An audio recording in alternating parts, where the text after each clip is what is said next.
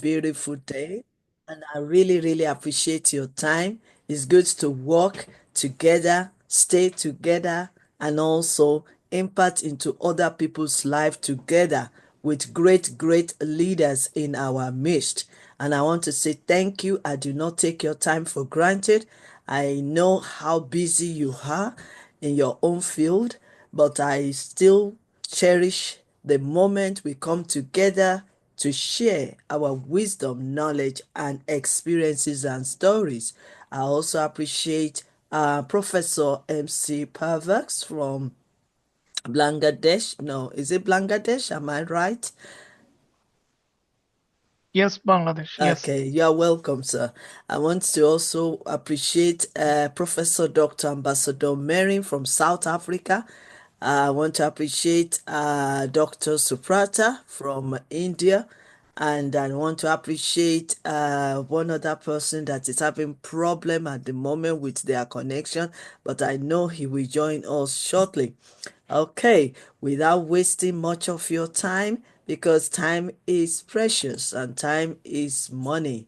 And we don't want to waste your time because I know it's still Friday during the week when everybody is busy in the office. So permit me to just go straight to our first speaker today. And after our first speaker, Professor Dr. Mary and our daughter will be the next speaker. And my Honorable Professor M.S. Pavaks from Bangladesh will be our third speaker or fourth speaker. Yeah, third speaker. Because I haven't seen Professor Mary's daughter yet, but it will be a privilege to have them around us so that we learn together. We are imparting into their lives. So I believe that they will join, she will join us as well very Yes, soon. thank you, ma'am. Just to explain, so Azra is currently in class and she will Okay. join me as soon as we are ready for her. I'll call her out of her class. She's still in school Right. at the moment. Okay, that's fine. So I want to appreciate you all. Thank you so much from the depth of my heart. Let me just open my camera so that you will know that it is not robot that is speaking. It's the real me. Robot or AI or IT will not replace us. That is why relationship is very, very important. We need to keep reminding ourselves, no matter the technology world we find ourselves, human being is still very, very important. Even all this IT, all this AI technology, the machine is still going to be human being. They will still need us to operate it. Am I right? So we are going nowhere. And it's very important, especially at this time, that so many things has gone wrong just because we are being cut off. You enter into the train today, you look round down because I always do that. I travel a lot every day. And you can see that from the from the beginning to the end of that train, you can see that everybody's with this gadget. No communication, no interaction, they're with their phone. You get into the house as well. The same thing happen. Husband with the phone, children with the phone, mother in the phone. But we are still balancing. We need to balance, and that is why mindset for transforming our relationship is very, very important. Somebody spoke to us yesterday. They've been divorced for few years, and we thank God because their marriage has been restored. You know, these are the kind of things that we don't give up, we don't lose hope. Condition can make somebody to be in a situation, and that if we keep on teaching ourselves that yes, we've gone wrong, no one is perfect, we are meant to make mistakes, and from our mistakes we can get better and we can restore what has been stolen from us. You understand? And that is the unique of this platform. Yes, we are not condemning anybody because we are all human beings and we are right to make mistakes. But then we can learn from our mistakes, and that is why we are here on this platform. We learn from others, and then we go out there, get better understanding, and apply what we've learned. And that is why we are here. You know, I keep doing it for the past 4 years or 5 years, bringing us together to talk about this relationship. Without relationship, there will be nation, there will be no nation. Without relationship, there will be no society or community. Without relationship, we can't survive the world. And that is very important. Relationship is the key. Even to your God Almighty, relationship is the key. Relationship is the key in the family. If there is no family, there is no world. If there is no family, there is no nation. So that is why we keep on talking about it. So I'm not the first speaker, or I might not even be the speaker of the day. So let me invite our first speaker. Thank you so much, sir, Professor Purvis. I know how busy you are, and you've not invited me yet to some of your show. Maybe because you think I've been busy, but I'm watching and I'm following all your great events.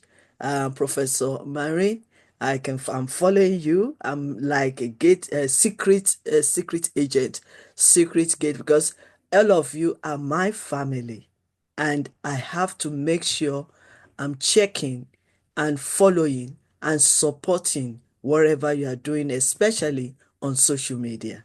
So that is why you might not see me talk, but secretly I'm watching, I'm praising, I'm praying.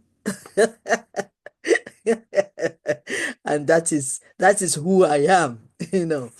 Okay, so let me introduce our first speaker.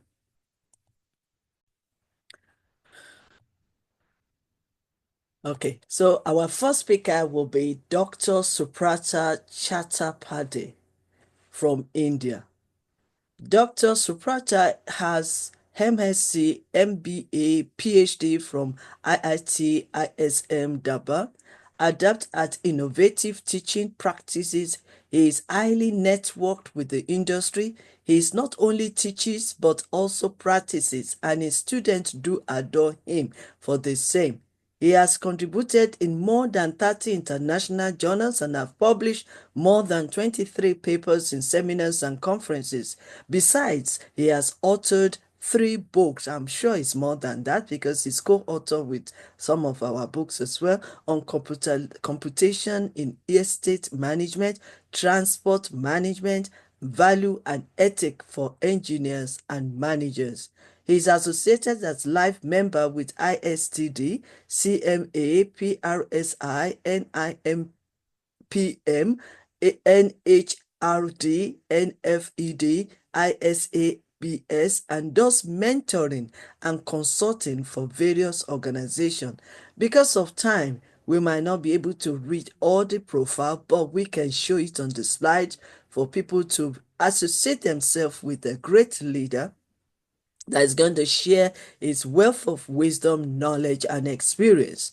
So, permit me now to welcome Dr. Suprata Chattopadhyay from India. You are welcome, sir. Revered Ma, first of all, congratulations on your 60th birthday. Thank you. Thank you for inviting me as a trainer always in your leadership conferences and your master classes, right? So the theme is very apt, the mindset for transforming any relationship, and whatever you were saying is actually what is required, no matter how much of technology, how much of AI is there. Personal relationship and connections are very, very important, right? So I would like to speak on how do you build relations and convert them to personal connections, right? So that's very important. So many a times when I connect to people, right, and I get responses from them, maybe others think that I am privileged and that's why I get a response. But many a times people do not know how much of effort is required, which is behind the scenes.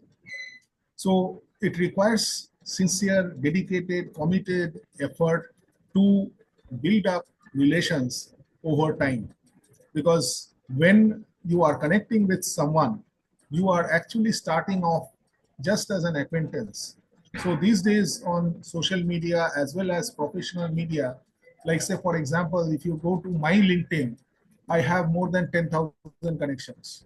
Now, is it possible for me to memorize the names of all these 10,000 people? No, Not possible, not possible. right?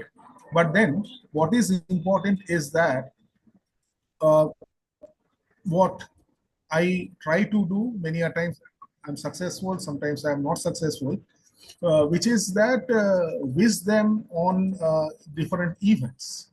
Like say, for example, their birthdays, their anniversaries, even when they get promoted to in their job, or they get an opportunity, in some other company and join a new position, right? So it doesn't take money or anything else, right? We can just actually reach the relations and become closer. So what is very important is that when we are actually nurturing and fostering relations, we should not have a specific uh, goal or objective in mind, that this is my self gain that I want to achieve, and that is why I am building on relations. What is important is that you gradually try to learn and understand and uh, nurture the relations, so that people become impressed by your profile. And at the same time, what is important is that you also try to uh, do things wherein people will love and respect you. So what happens as a result is that a mutual admiration results. Um, Sometimes my colleagues who say that I have connected to a particular university or a particular company, right? And people say, "Oh, you know him." So my answer is, no one knows me, and I do not know anyone, right?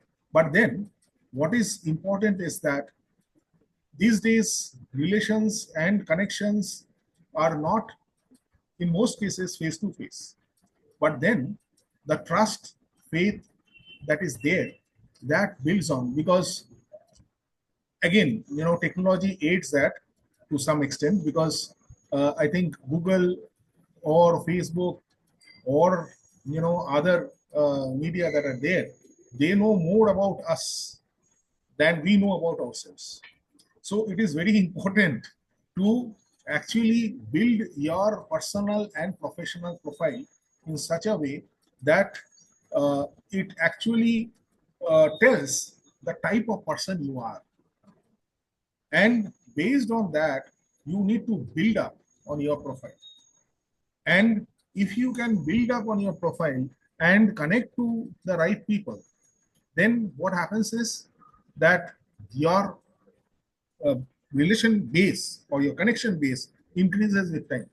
And out of which, say for example, you want to do an event, a seminar or a conference, or you want to invite someone, right? So since they are already there with you on LinkedIn or on different groups, they all know you.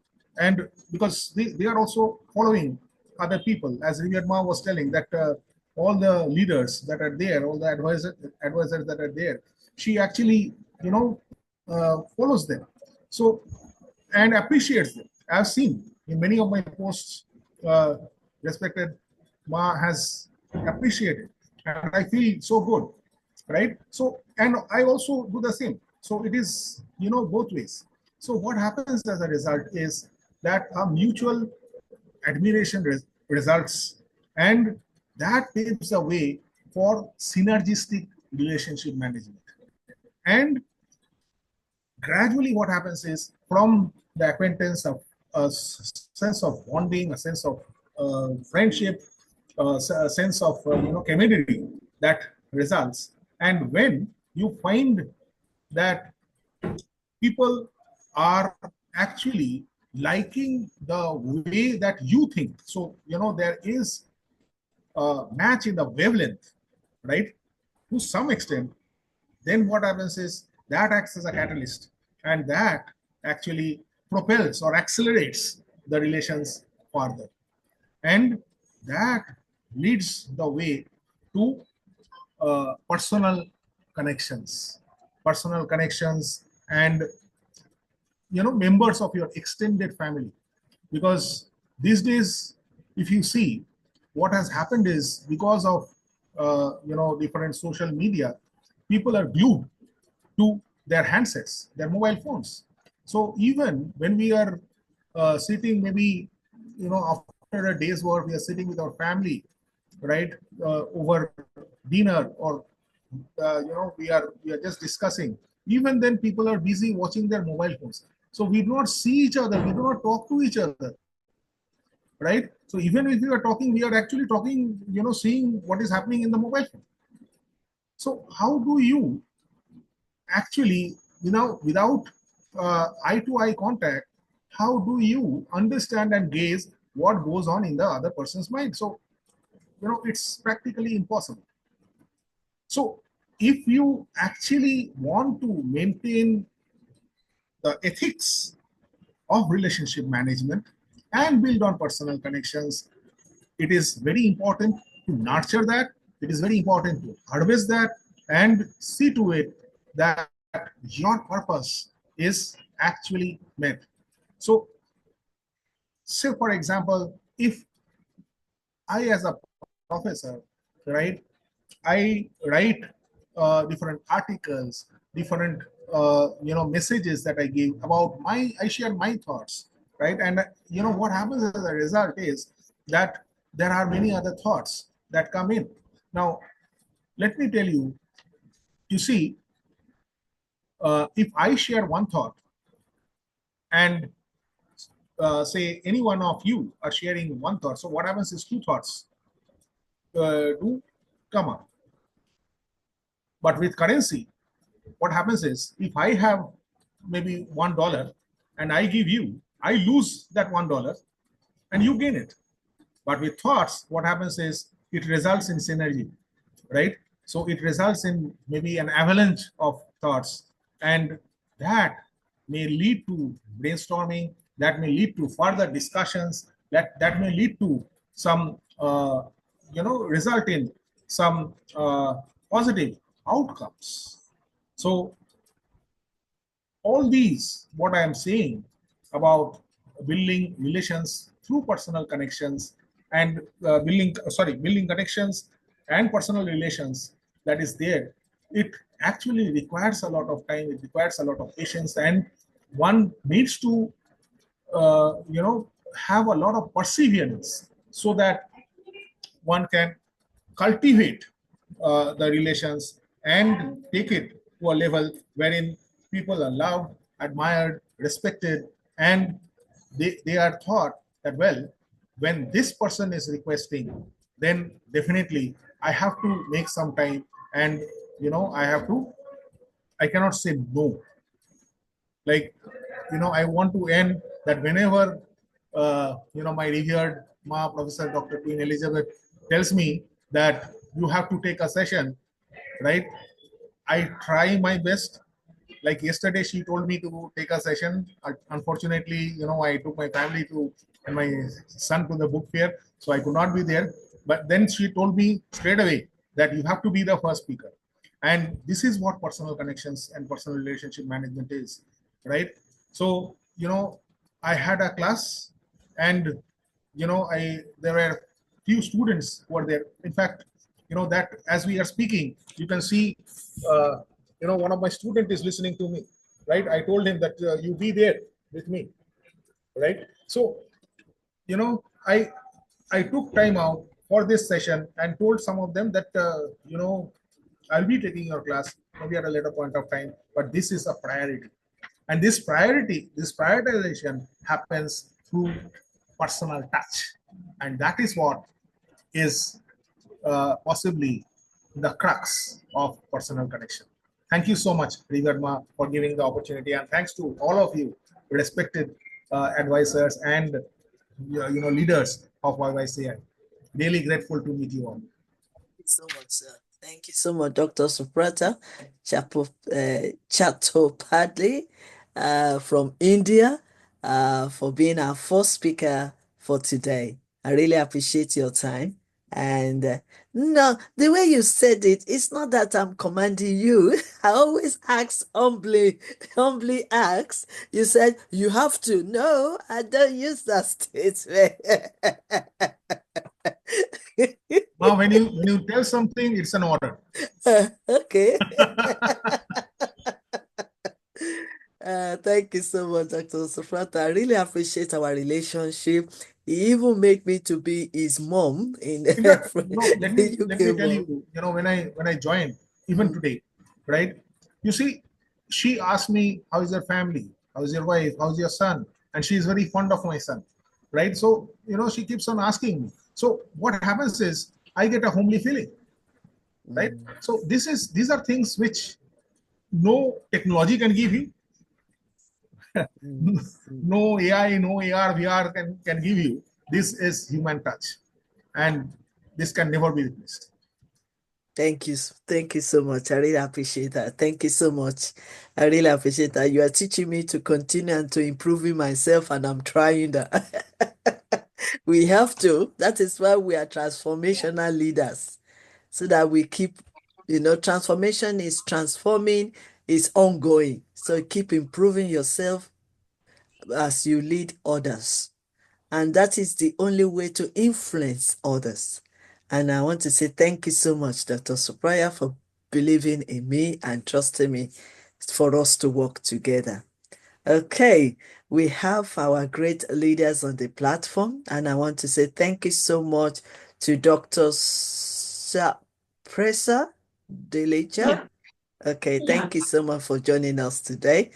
We have the lineup speakers, so please have patience with us. We will get to you, ma'am. Thank you so much. I've just requested for your profile. If you can resend it to me on the messenger, Dr. Suppressor, please, because my WhatsApp messed up for the past 2 weeks. So I'm trying to catch up. So please help me to send your profile on the messenger. Thank you so much. Okay. Thank you Okay. so much, Professor Pavas, for still having patience with me this morning. Let's hear from Professor Dr. Mary. Where is my daughter? Is she still in the class? If she's in the She class. will be here as soon as the buzzer goes. She will walk into the office and then she will be with me. Right, okay. So on this note, I'm going to introduce our next speaker. Let me see where I am. Okay, okay. Second, let me just make sure I get it right. This is what technology has made us to be on our toes and keep learning every day. That is We all do. We all do. that's technology for you. Okay, so I can share it now. Yes. Right. In our midst again, we have Professor Dr. Mary Mia from South Africa, and she'll be sharing with us on the basic, even though the theme of the year is mindset for transforming any relationship, but she has chosen her own topic and she's going to bless us greatly this morning. Professor Mary Mia from South Africa.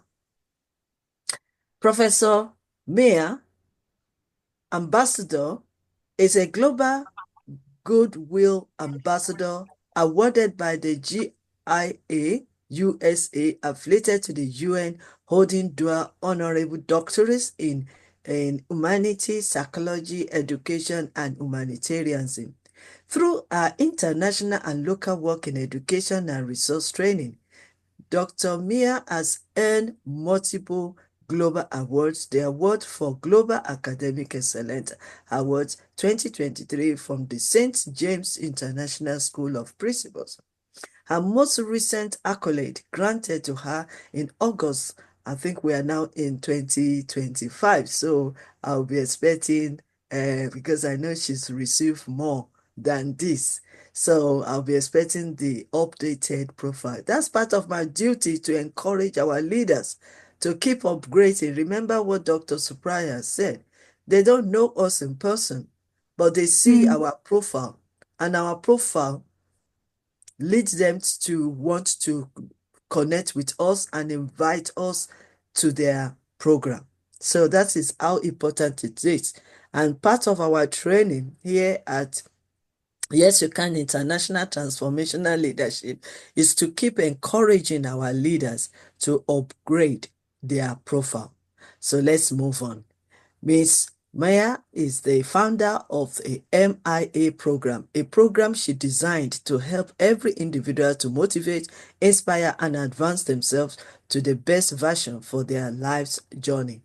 She is an LLP master and a CPT practitioner, being an international award-winning educationist and transformational mental health wellness advocate who is passionate about empowering of women and children, youth, and humanity. Dr. Mia is president of Success World One Academic South Africa, vice president of Y.Y.C.I International UK South Africa, and president of Chipako International Women's Council. I would like to add that she's also member of advisory board of Y.Y.C.I International. Dr. Mia is an international co-author of 2 amazing bestsellers and many books. She's known to a world audience as a lifelong learner who is a woman of purpose. Let's stop from there and invite Professor Dr. Ambassador Mary Mia from South Africa. The stage is yours, ma'am. Thank you very much. Assalamu alaikum wa rahmatullahi wa barakatuh, and good morning, good afternoon, good evening, wherever you are in the world. I am honored to be here, ma'am, and yes, it is a well overdue updated profile that you will receive from me next week. I promise you that. This is the bonus of having Dr. Lucas and Queen Elizabeth Lucas as a mentor. She keeps us on our feet, and we need it sometimes because none of us know everything. And we tend to get so carried away with whatever we're doing that sometimes we do need these gentle reminders to keep us in check. So thank you so much, ma'am, for that. I appreciate it immensely. If you can just bear with me for a second, I just want to call Azra in to give her something, if that's just 1 second. That's fine. Sorry. If you could just call Azra to sit here, please. Sorry. This is what happens when we're at a school and I'm trying to get us. If you can just sit here, please. Go through your notes. As soon as I'm done, you're going to be on. So we are part of your teaching environment. Hello. Hi. How are you? I'm well, thank you. Okay, I'm fine. Okay, so she will go. Is that Azra? Yes. Okay, good. Okay. So she's currently on break and she will be joining us as soon as I'm done. Okay. All right. So thank you again, ma'am, for having me. And I greet everyone again with the universal greeting of peace with blessings. Today I'm talking about, we're talking about the mindset, transformation of relationships, etc., and how we can benefit this. But I'm talking about something more important than that, and that is the individualistic sense of emotional intelligence and how that set of skills can help us to build and transform relationships which are necessary for us on a daily basis. We have multiple discussions, and we have had many about what emotional intelligence is about. So I'm not going to go in depth about defining the components, etc., because we've done this before, and there have been speakers prior to this in this week of transformational lessons that taught us this in the masterclass. But what I am going to develop today is the impact on what that emotional intelligence level will do to enhance you as a person in those relationships that you're trying to foster. Now, we know that developing our emotional intelligence starts with this level of self-awareness. And I always say that is the most important part of anything. Because if I'm not aware of something that is even negative about me, how will I know that negative needs to change to something positive? So that level of self-awareness is key for us in order to recognize and, of course, then identify what are my emotions, what are the triggers to those emotions, and then that will help me also to decipher what my actions or reactions should be to others' emotions around me. So we're talking about this holistic sense. And why I'm talking about this at the first instance is because everything we do every day is about a relationship or a network we connect with. Whether you are walking into a shop just to buy bread or milk, or whether you are on a platform like this one internationally, whether you're in a school or your classroom, you are engaging. You're engaging with someone at every level, even if you are in your car driving. And you have got to understand yourself and what are the triggers around you that enhance certain thoughts, the patterns of your thoughts, and then, of course, your emotions that come with it, because those decipher what your impact would be in your reaction to them. This is where the power sits with us as individuals. And if we can understand this as a concept within each one of us, then we will obviously then understand what power we hold in keeping and encompassing how we can endure good relations with other people. So this level of emotional intelligence, like I said, is recognizing and understanding your feelings, your thoughts, your actions, but more importantly, what your reactions are, because that's where power sits. It's your reactions to people, your reactions to situations that can build or break relationships. This is where we tend to fall short sometimes, because we then say, let the emotion take control, and it does, simply because we don't allow ourselves to take a step back and then understand how do we rather take control of the situation instead of it controlling me. This is what the importance is. And it's about also then appreciating what complicated relationships can be about, because there are those levels of complicated relationships we have. And if we have to maintain those at a level of where we can agree to disagree, and we have that on many professional levels too, we have to learn, how do I agree to disagree diplomatically? And emotional intelligence helps you with this heightened sense of understanding. How can I agree to disagree with my subordinate, with my colleague, with my students? Because we do have to listen to our youth. They're not there simply because we dictate to them. They do have a voice. We need to listen to what do they have to say. And we need to observe how do we react to what that triggers within us. So for example, if I am stuck in traffic, I need to be aware of how I'm thinking about being stuck in that traffic. I need to be aware of what emotion is being triggered inside me. Is it anger? Am I being frustrated? Is there negative senses? Or am I actually feeling, you know what, there could be some positive sense of why I'm late today. Let me give gratitude that I'm even still in my car, that I'm still okay, instead of me actually being all angry and negative about a situation I can't actually control. Because you don't know why that traffic jam is happening. All you know is that you're stuck in it. So who's going to take control of you in that situation other than you? And emotional intelligence helps you to do that. I am then in control of me, in my emotional state, in my vehicle. And that is going to allow me to either be more negative as I keep driving, which means the negativity keeps compounding, and that affects my mindset. So when I do have to reach my destination, I'm not going to be the most nice person to the people I network with. I'm going to become somebody who is not going to be nice to anybody. I'm going to become more and more volatile as the day progresses. So what has that one small aspect of not being in control of myself in my vehicle, in a traffic jam that was beyond my control, what has that done to me? That whole situation took control of me. That whole situation that was beyond my control took control of me. And it enhanced levels of negativity within myself, emotionally, spiritually, physically, that lasted an entire day, that compounded with me the whole day. And then when I got home, I took it out on my family too. And nobody could understand what it starts from. Nobody understood where it stemmed from and what am I doing? I'm allowing situations to be in control of who I am. I'm allowing for these things to take control of me instead of it being the opposite way around, where I am actually in control of them. I need to be in control of these spaces. And what better way to be in control of them than to understand myself in them? And emotional intelligence allows us to do that. Why am I talking about that right now?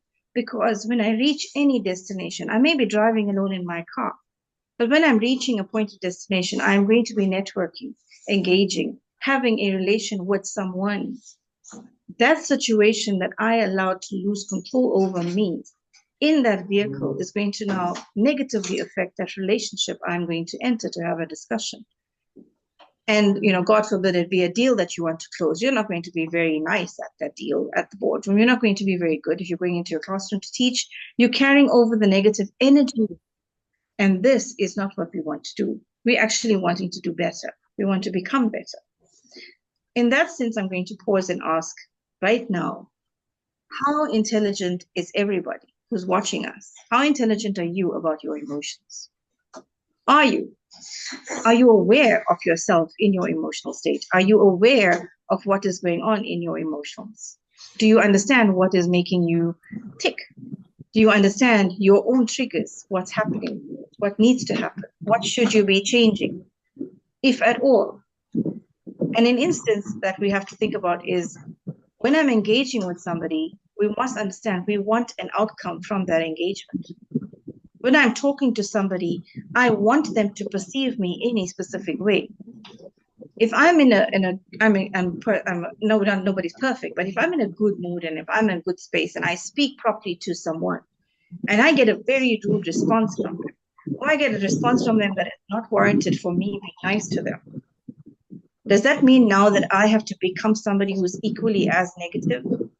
Do I have to jointly become that bad with that person? Or do I remain in control of myself in that space?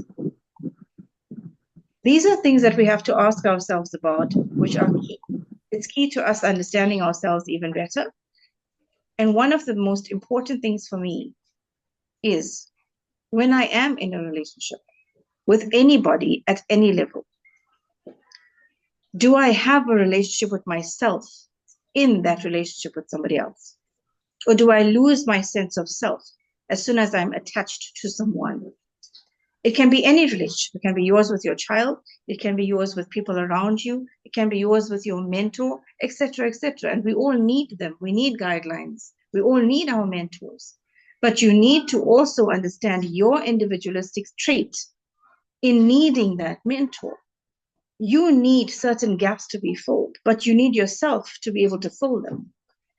So when we're trying to become emotionally intelligent in terms of our relations around us, how exactly are we doing it? Are we losing our sense of who we are to those that have to guide us? Or are we allowing them to be able to critique us in a positive way so that we can learn through it? We can become better through it.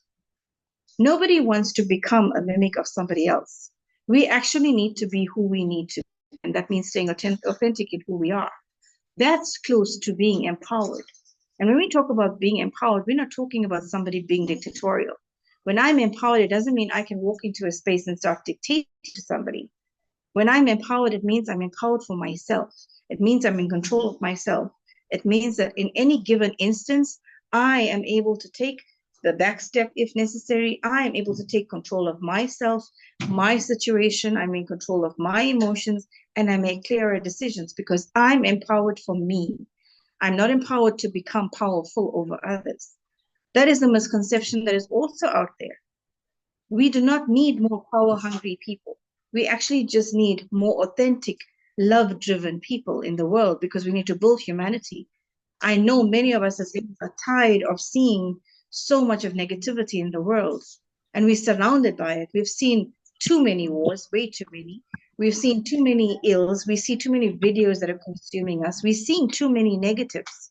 But when I'm visualizing these negatives, they create an implant in my mind, and the visuals create an emotion within me. And as much as they create negative emotions, as much as I'm watching innocent children and I'm watching innocent women and I'm bereaved by what I see, do I allow that to consume me that I become so angry and I hate? Or do I allow that to make me become more in tune with myself? That firstly, that's behavior I don't like, so I will never want that for myself. It's behavior that I'm watching that I don't want, so I will take measures to make things better in my community, in my family. It's things I am watching that will make me want to understand myself better, so I do not ever become what I'm seeing. These things that we watch sometimes are there for us to learn from, not to dictate to us what our emotions should be. Yes, they're there to create awareness sometimes. Yes, we need people to stand up and be voices for people who are voiceless. But how we become those voices are important. We don't do that. We don't become voices of people by engaging others with anger. by engaging others to make sure they believe what I believe. We need to make people believe in themselves to ensure that humanity thrives through transforming relationships. What is it that we need to go to? We need to go to every individual in humanity. Every person in the world makes up humanity, and each one of those people is different. So when I want to build humanity, I have to first understand that I am dealing with different individuals, different individualistic traits who have different characteristics. And each one of them would need to develop themselves first to enhance where they come from. So to transform a person is key for me before I teach them how to transform a relationship they are in. And that is why I chose to start by talking about EQ today, because that for me is in essence how we learn to transform who we are by understanding myself. And remember, like I said, there are many platforms that we've had. I see many of the speakers here are people that I know. So I'm going to just acknowledge very quickly, Professor, my brother, Parvez. I'm going to say hello to Professor Shapres. Lovely to see you again.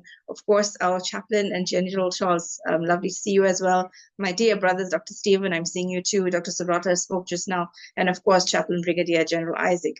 And each one of them is a leader in their own right, ma'am. You are a leader in your own right too. And I know I revere everything, and you're my mentor too. And we revere of each other because we understand the bigger impact that we wish to make in the world. Each one of us is a leader, not just in our own spaces in the world, but none of us can allow how we feel, our emotion at something else to dictate what we teach. We need to be so transformed in our mindset, like ma'am likes to teach, the mindset. The mindset has to keep growing. It can never be fixed in a specific thing. So the anger can't be fixed. The emotions can't be fixed. They have to fluctuate. And we have to be in control of that fluctuation. That is how we learn to transform who we are in any given space. Because remember, emotional intelligence is about the self-awareness. It's about the self-regulation, how I regulate myself in situations. Self-management, how do I manage myself and my demeanor in certain aspects? Empathy, do I show empathy to people or not? Do I even understand what that means? But everything about anything I'm saying about emotional intelligence comes down to one question. You as an individual right now, are you intelligent about your emotions? Do you want to learn to be intelligent about yourself? Because that transformation of you as an individual will ultimately lead to you having the best transformed relationships that will bring you, of course, for your better journey. I'm going to pause there now and say thank you very much for your attention. And thank you, ma'am, for this amazing opportunity again. Thank you very much. Thank you so much, Professor Dr. Ambassador Mary Mia. You now know the reason why I want you to to update your profile, because it's very, very important that people know who we are. They can come to our house, they can visit South Africa, but whatever you put on your profile is what they will depend on. And honestly speaking, ever since you joined Yes You Can International, you might think you gain, but I gain a lot from you. Oh, thank you. A lot from you, because emotional intelligence is very, very important in our day-to-day lives and also in our leadership, even in our homes as well as parents. I remember, because I'm very, very busy, very, very industrious, very, very creative. And sometimes I want things to be done fast, fast, fast, fast. And that one also can trigger my own anger. You understand? Why are you not doing this? Why are you not doing that? And that has really affected my own children as well. And then my children, especially, especially my daughter, will come and tell me, I am not perfect and you cannot make me perfect. I say, yes, ma. And then another thing is that I now realize, through this emotional intelligence, I learned that if you, as a parent, correct your children out of anger, you are wasting your time, because they're not going to listen to you. They will look at your actions.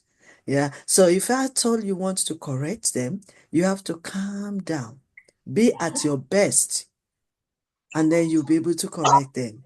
And I'm saying that that one has really helped me a lot. I've learned to calm when I'm correcting them. I've learned to also look at the picture of we are not the same. We are not perfect and we can make mistakes. I've also got to that level where I can appreciate and tolerate other people because we are different. Like our fingers, they are not equal. And God, in his own greatness, brought every one of us together in this planet Earth, in this herd, for us to come, tolerate, appreciate, embrace our differences. So, and the only way to do all this is when we apply the knowledge of emotional intelligence. Today as well, I've picked up one very important. I might not pick up everything, but I always pick up one key point that will help. I appreciate the fact that you made mention of what is our reaction when things happen at that moment. And then you made mention, which is very common among every one of us, precisely all our men, because they just want to speed up. And then something happened in front of them, probably the traffic light. Oh my God, come on. Traffic light, change quick. I'm going somewhere. Or somebody in front of us is messing up. You don't know what the person is going through. And then one of the sudden, the person wind the glass down and say, F. Will you reply to that kind of thing? No, because you are training yourself to calm.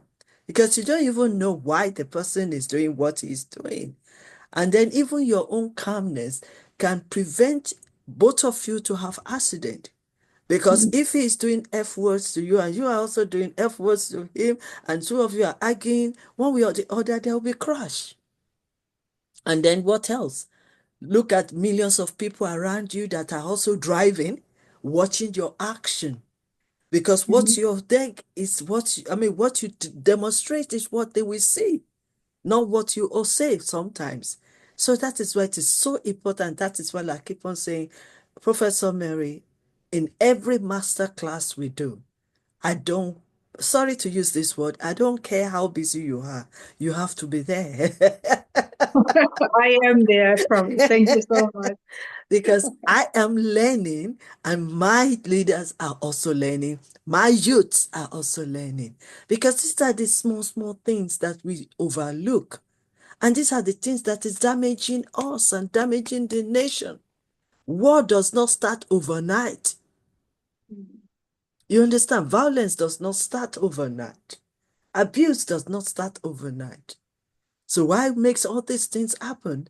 If we can develop ourselves as a leader, we can avoid and prevent those not to happen. We can't change the world. We can't change the world, but we can change ourselves. And you changing yourself is halfway million of world problems solved, because you are surrounded with different people. And the way you react is what they see.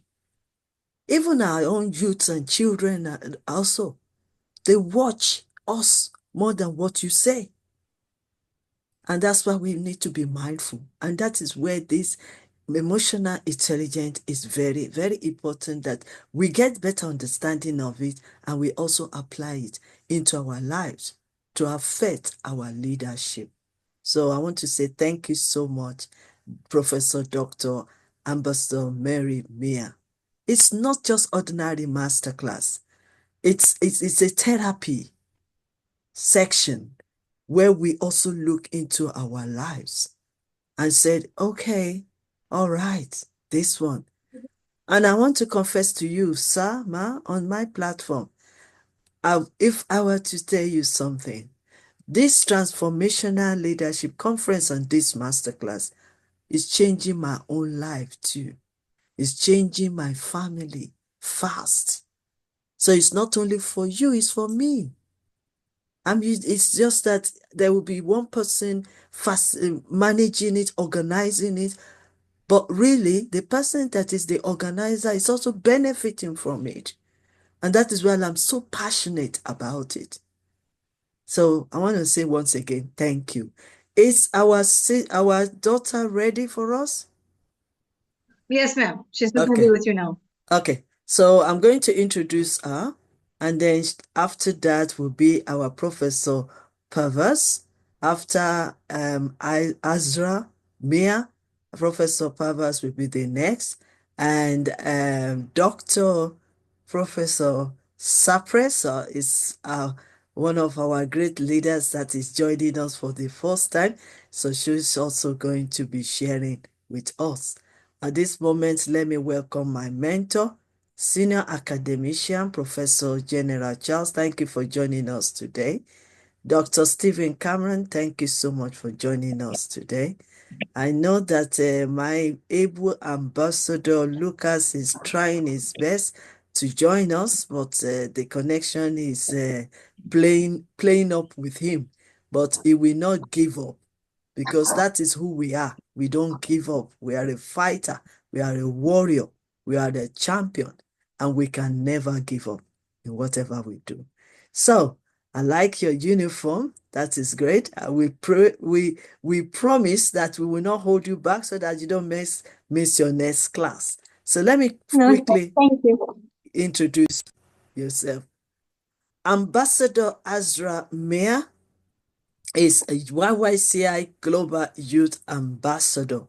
We have almost 10 of them that they are as young as they are also so powerful and they impart into our lives with their own unique teaching. Ambassador Astra Meir, Global Youth Leader, Youth Ambassador, YYCI South Africa, selected as one of the top 5 youth leaders of the world by Laoni Energy Youth Leader Chipako International, Youth Facilitator at International Intensive University, and she is also involved in community global efforts to grow and develop herself as she tries to help others through webinars, trainings, and personal development programs. And also, may I ask my wonderful ambassador, what year are you now in your college? I have one more year to finish and then I'm done with high school. And then I go Ah, to university afterwards. amazing. And what are you intending to study in university? Law. Okay, so you're going to be my barista or solicitor Yeah. or that's good. Okay, so you are welcome to share with us quickly because I don't want you to miss your class. Thank you so much. So greetings to everyone. I greet you all in the universal greetings with peace and blessings. I'm Ambassador Azra Ethnia coming to you all from South Africa. Thank you so much, Dr. Queen Elizabeth Lucas, for having me. It's really a pleasure to be here today. Today we are talking about a very important topic, and especially as like a youth leader, I feel like it's important for the youth to know that relationships with parents and families give us as youth emotional support, security, and safety. The supports of our families help us navigate the ups and downs of teenagehood. And teenagehood is a very big chapter in our lives where we go through change and we reach the age of puberty, and all of the we have mood swings as girls, and it's a lot as being a teenager, but the support of our families help us navigate through these. And you can strengthen family relationships with meals, activities, rules, meetings, rituals, and responsibilities. And I will elaborate on this shortly again. So, preteen and teenage relationships with parents and families change during adolescence sometimes, but we always need parents and family support as much as we did when we were younger. So, like for example, as a teenager, you may think like, okay, I don't need my family anymore. Like once I turn 18, I know everything. Like that's how we feel.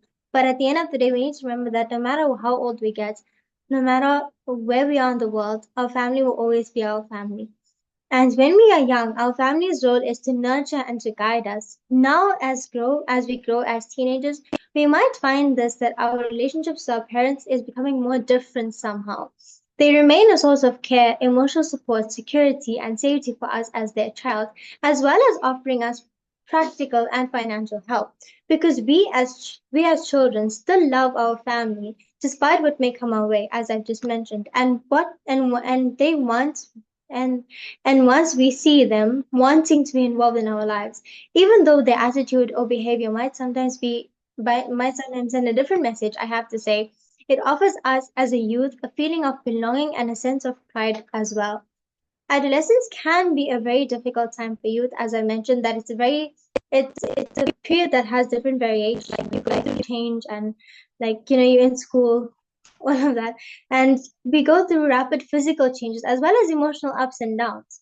And as young people, we aren't, and as youngsters, we aren't always sure whether we fit in or not, and we're still trying to work it out.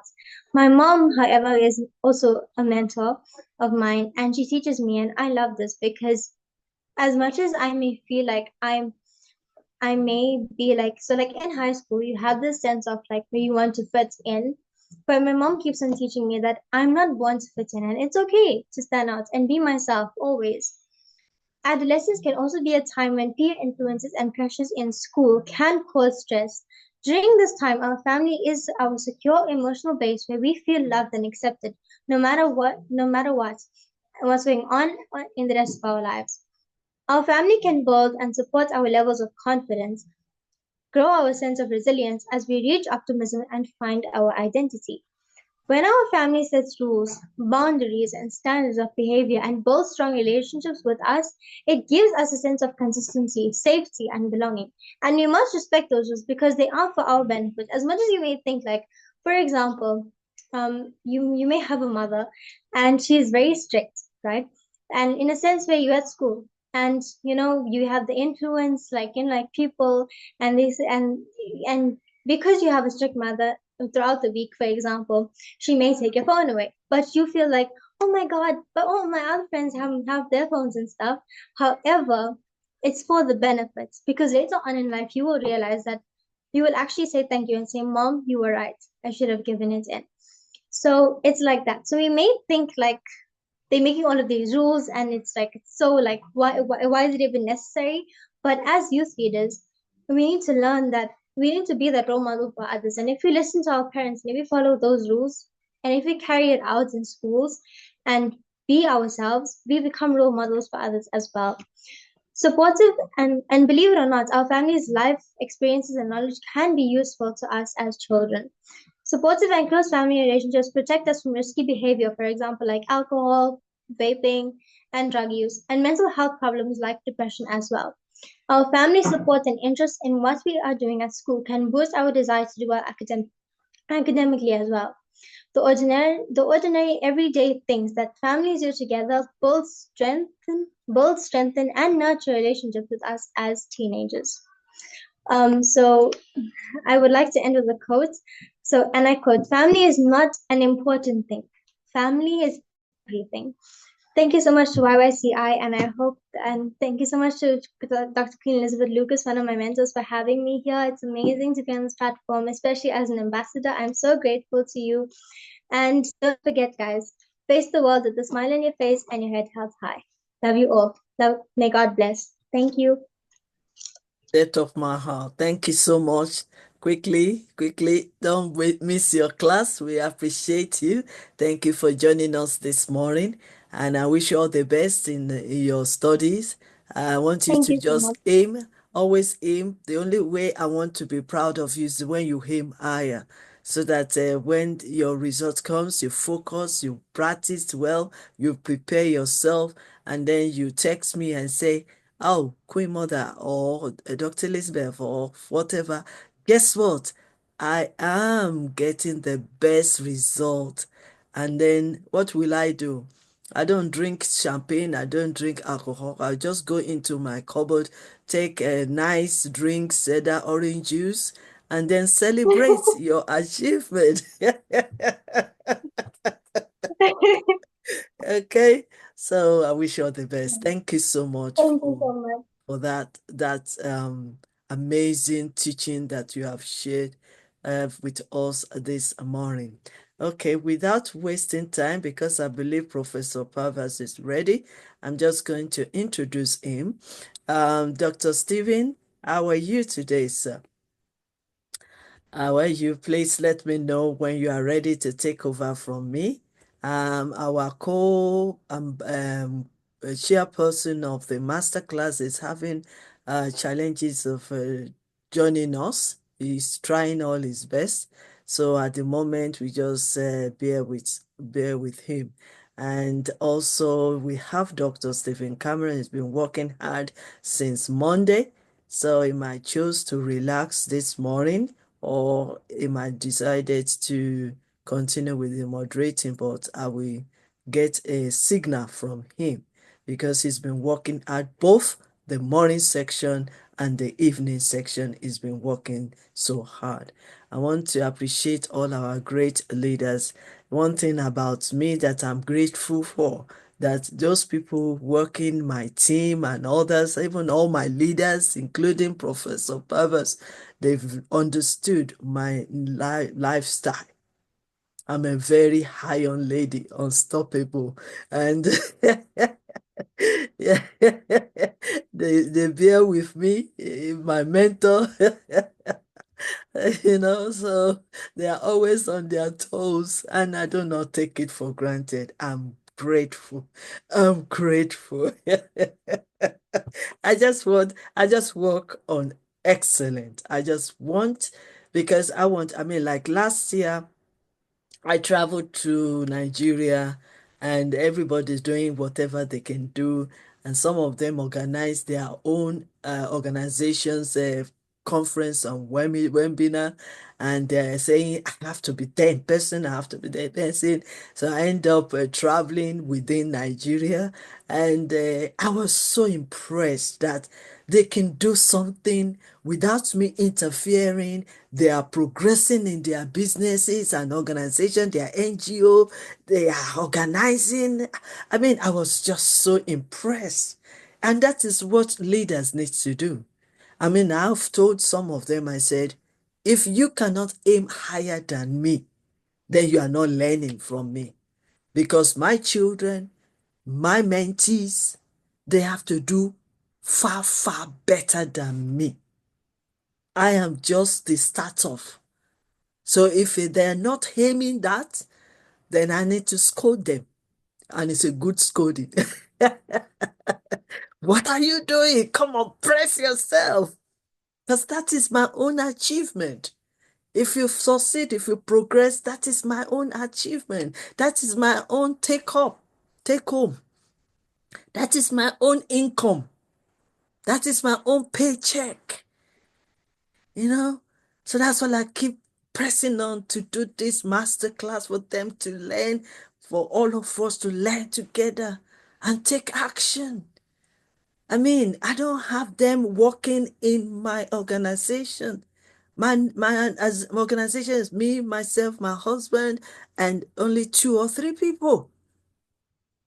Because we want people to be independent, to be free, to be who they are, and to exercise. We stand for a place of discovering who you are, developing yourself, and demonstrating your skills, your talents, your gifts. That's who we are. So how do you want to do it in YYCI? The only way to make YYCI be proud of you is when you are doing something out there. So I'm not a speaker, but you know me by now. Okay, so we are moving to the next person. Very dear, respected leader, personally for me and for the whole world. Professor M.D. Paria, Professor M.D. Saria Pavas from Bangladesh. So he is a great leader. If I want to read this, I will be struggling a bit, but I will try. What I'm going to do later on in the future is convert it to the Word version so that the whole word and I can see properly. Okay, Professor M.D. Sharia Pavas is a successful academician, consultant, researcher, reviewer, editor, journalist, and international author.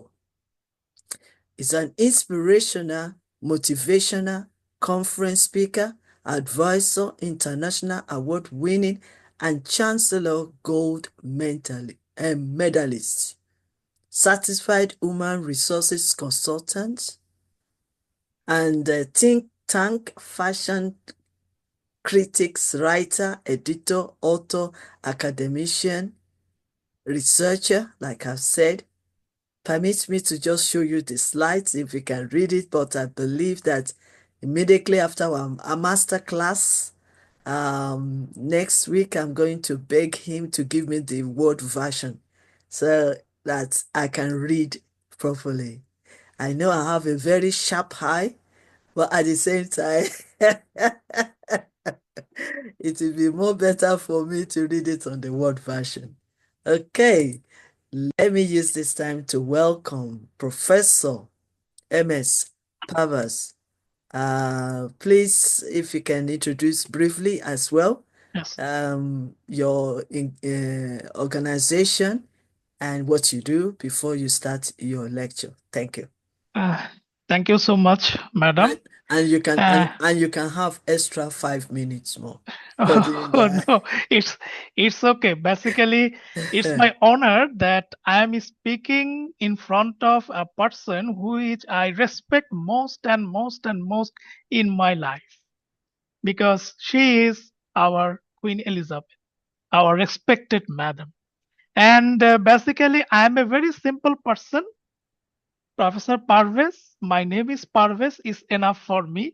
Nothing to be added, because I'm a very simple person in this world. Because if you are thinking as simple as you are in this world, then you will cooperate, you will become a family member, you will become a good relationship maintainer in this world. So I'm a very simple person, nothing else. So yeah, in front of my platform, there are huge that is called stars, like Professor Dr. Merin, my sister, and also Professor and different kinds of Professor Subrata, different kinds of Brigadier General, senior academic professor. So I am just a very much simple person in front of you, actually. So now the point is here. Before I start my topic, I'm just said, Sister Meherin, please update your profile, because our Madam Queen Elizabeth also said, because you are also a member of IPRS, a country director of IPRS, but in your profile you are not mentioned here. And in front of me, our great leader, our country head of UK, our Queen Elizabeth is here, madam. So with your permission, I want to give a slide presentation here, if you give me the permission, please. I think I have given you the permission already. Okay. So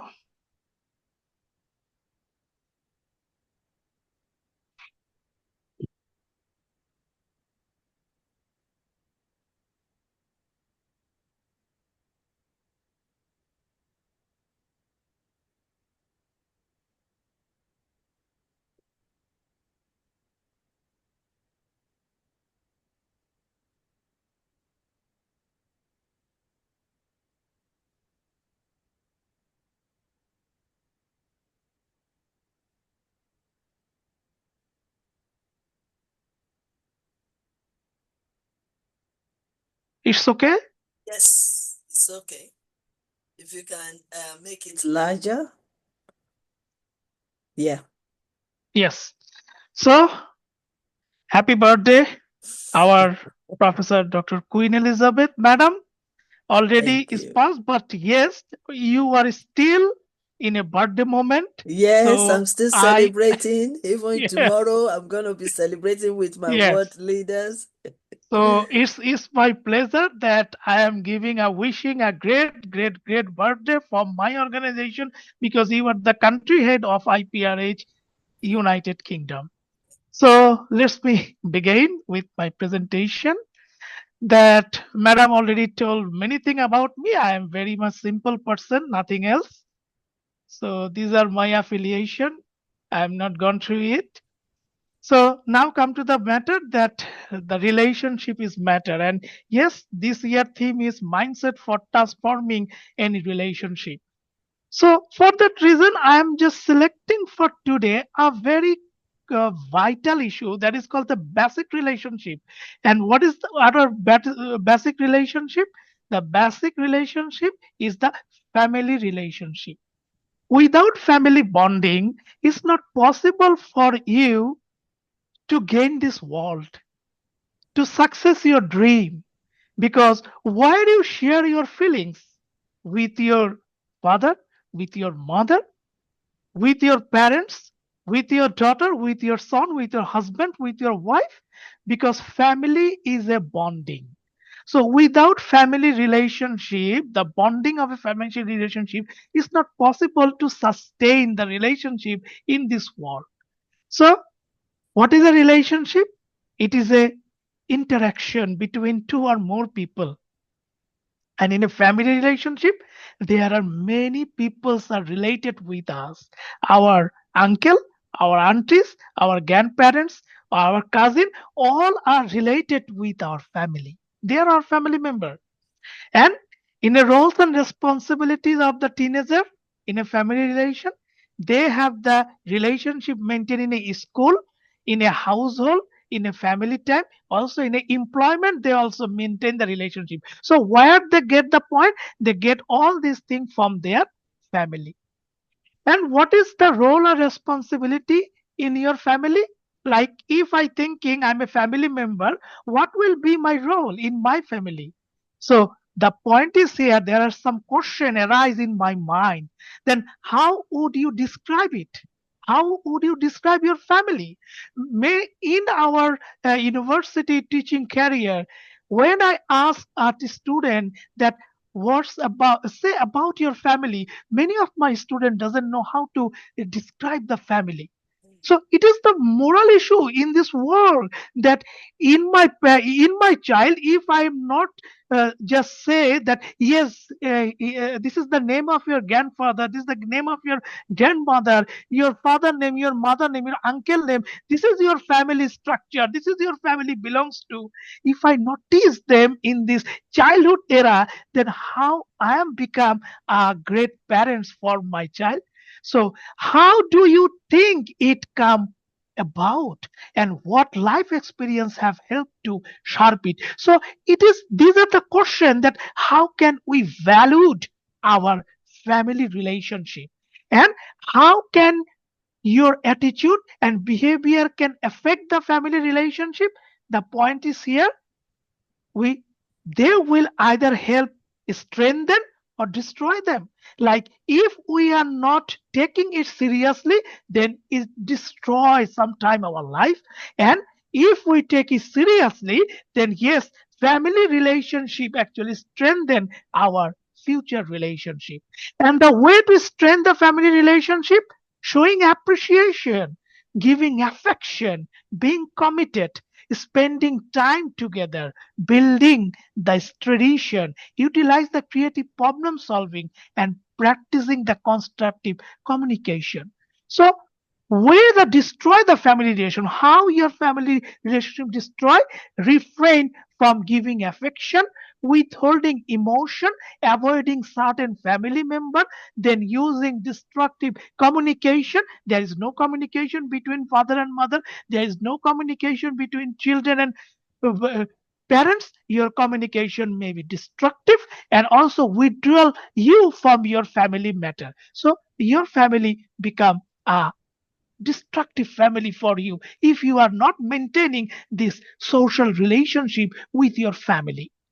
Now come to the point that personal reflection. How is your personal attitude and behavior affecting your family. Because if you want to more freedom, you must be more responsible. So you want to be more freedom, or you must be more responsibilities required. So if you want freedom, then who you hang out with, what you do when you come home, nothing matter, because you are freedom. And responsibility, what do you mean by responsibility for your family? Choose a good friend who are actually your best friend in your life. Don't get into a travel time. Come home at a reasonable time. So if you want to come in your home, always try to be come your home at a reasonable time. In my life, I am always observed that after the office work, my father come to come to our home. They give us the time to us. They just said about that, what's your study matter today in your school, in your college. So that is called that family become a bonding relationship in your life. Now come to the point that responsibility, trust, and freedom. So in the family, you have the responsibility, you have the trust, you have the freedom. So trust is the main version of your family. In the responsibility, in a freedom, if you just connected this thing with the trustworthiness, that will become a more viable, more valuable, more capable for your life, for your maintaining the relationship in your life. Then come to the point that what is the healthy relationship. In a relationship you have also a healthy relationship. Like, healthy relationship is differ involved with many different kinds of relationship, like relationship with your sibling, your parents, your relative, your friends, your boyfriends, your girlfriend, your teachers, your classmate, your father and your mother. So these are related with your healthy relationship. Many of the time we are now just thinking about, we are now hearing one word from the teenager that, sir, I'm in a breakup position. Why you are so depressed? I'm in a breakup position. Why? Because my girlfriend and my boyfriend is not a trusty person. So this is the main thing, the trust is the main thing inside you. If you have no trustworthiness, if you have no responsibility, then how can you become a responsible person to maintain a good relationship with these types of stakeholder in your life? Now come to the point that when you are happy with yourself, confidence and other will be drawn to you. You will have talent, strength and parts of our life personally that are great. So these are the healthy relationship matter, that what healthy relationship actually build up inside you. It's good to see yourself in a positive way. You are always say see yourself in front of mirror in a positive way, because you are in a healthy relationship. So I am just preparing this thing, the Maslow's hierarchy of needs. This is the Professor Maslow's actually created this pyramid. So I am just analyzing this thing, that in a relationship, Maslow's hierarchy is needed in our life. How? Because in a relationship, in our personal needs, we need physical needs, safety needs, love and belonging needs, esteem needs, and self-actualization needs. So Maslow's hierarchy needs developed by Abraham Maslow, and the professor actually thinking about the motivation and potentiality. So in a physical needs, each and every needs, Maslow's teach or touch the point of family relationship or bonding with each other. And this is the physical relationship. You need air, food, water, clothing, shelter, warm sleep. This is related with your family. And in your safety needs, you need personality, security, financial security, stability, health, order, law, freedom. This is also related with your family relationship. You need love and belonging needs, your friendship, your family, your affection, your love related with your family relationship. So esteem needs achievement, your independence, your prestige, your self respect related to your family needs and your family relationship. And also self actualization, when you are become a self actualization person, self fulfillment person, you need family at that time, you need your daughter, you needs your grandson, you needs your son, your daughter. So that is a self-actualization. Yes, I am a successful person in my life. I am self-fulfillment person in my life. I have this family with me. So that is the related thing of healthy relationship. And in a healthy relationship, both people want to be a relationship. Both people feel good. Each partner helps to other partner out when they need.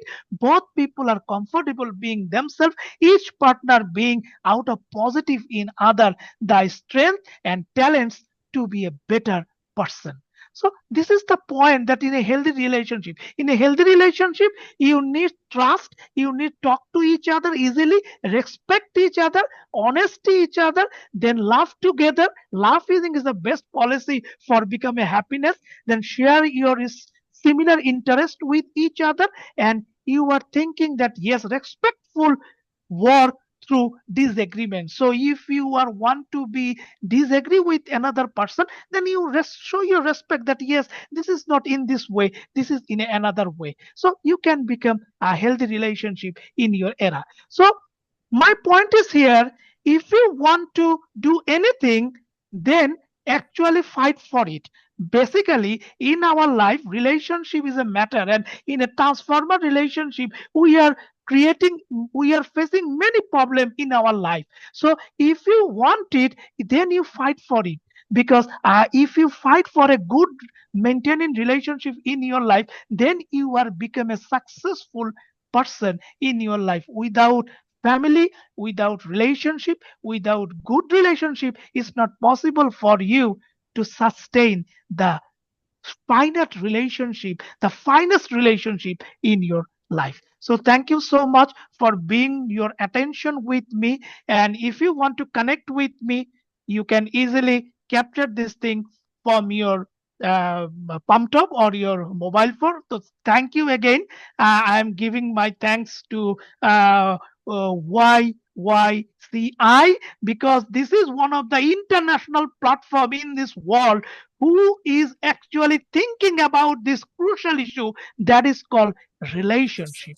Because without relationship, it's not possible to become a Professor Parvez in front of in this platform. So good relationship, you must maintain a good relationship. And in each and every international platform, I have just one request, that I have one dream, that there will be a no old home in this society. Because we respect our parents, we respect our elders. If you think that our parents and our elders will not a valuable person for me, then I think in your future time you will never become a valuable person for your child, for this society. So thank you so much for inviting me this kinds of international platform, madam. Thank you. Wow. Amazing, amazing, amazing. Thank you so much, Professor M.S. Pavaz. Are you a lawyer, by the way, by career, by profession? No, madam, I am not a lawyer. Basically, I am the consultant of human resource management and economist Okay. and finance.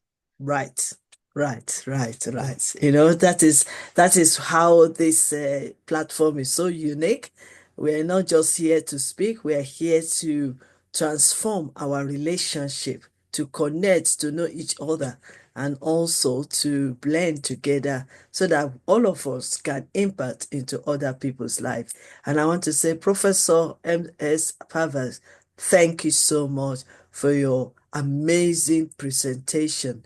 And I believe that we've all learned from it, and we are going to be applying it into our relationship, because My there's pleasure. no, there's no point of us sitting down for many hours and just listening and not putting it into practice. And that is why I say mindset is everything. Yes, And this is what we are installing into our mindset to be transformed.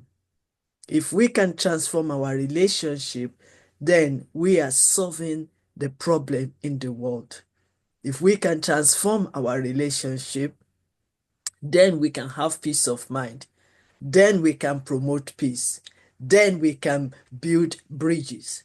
And then we can spread that powerful words of peace and love. But it has to have to start from individual. It has to start from us.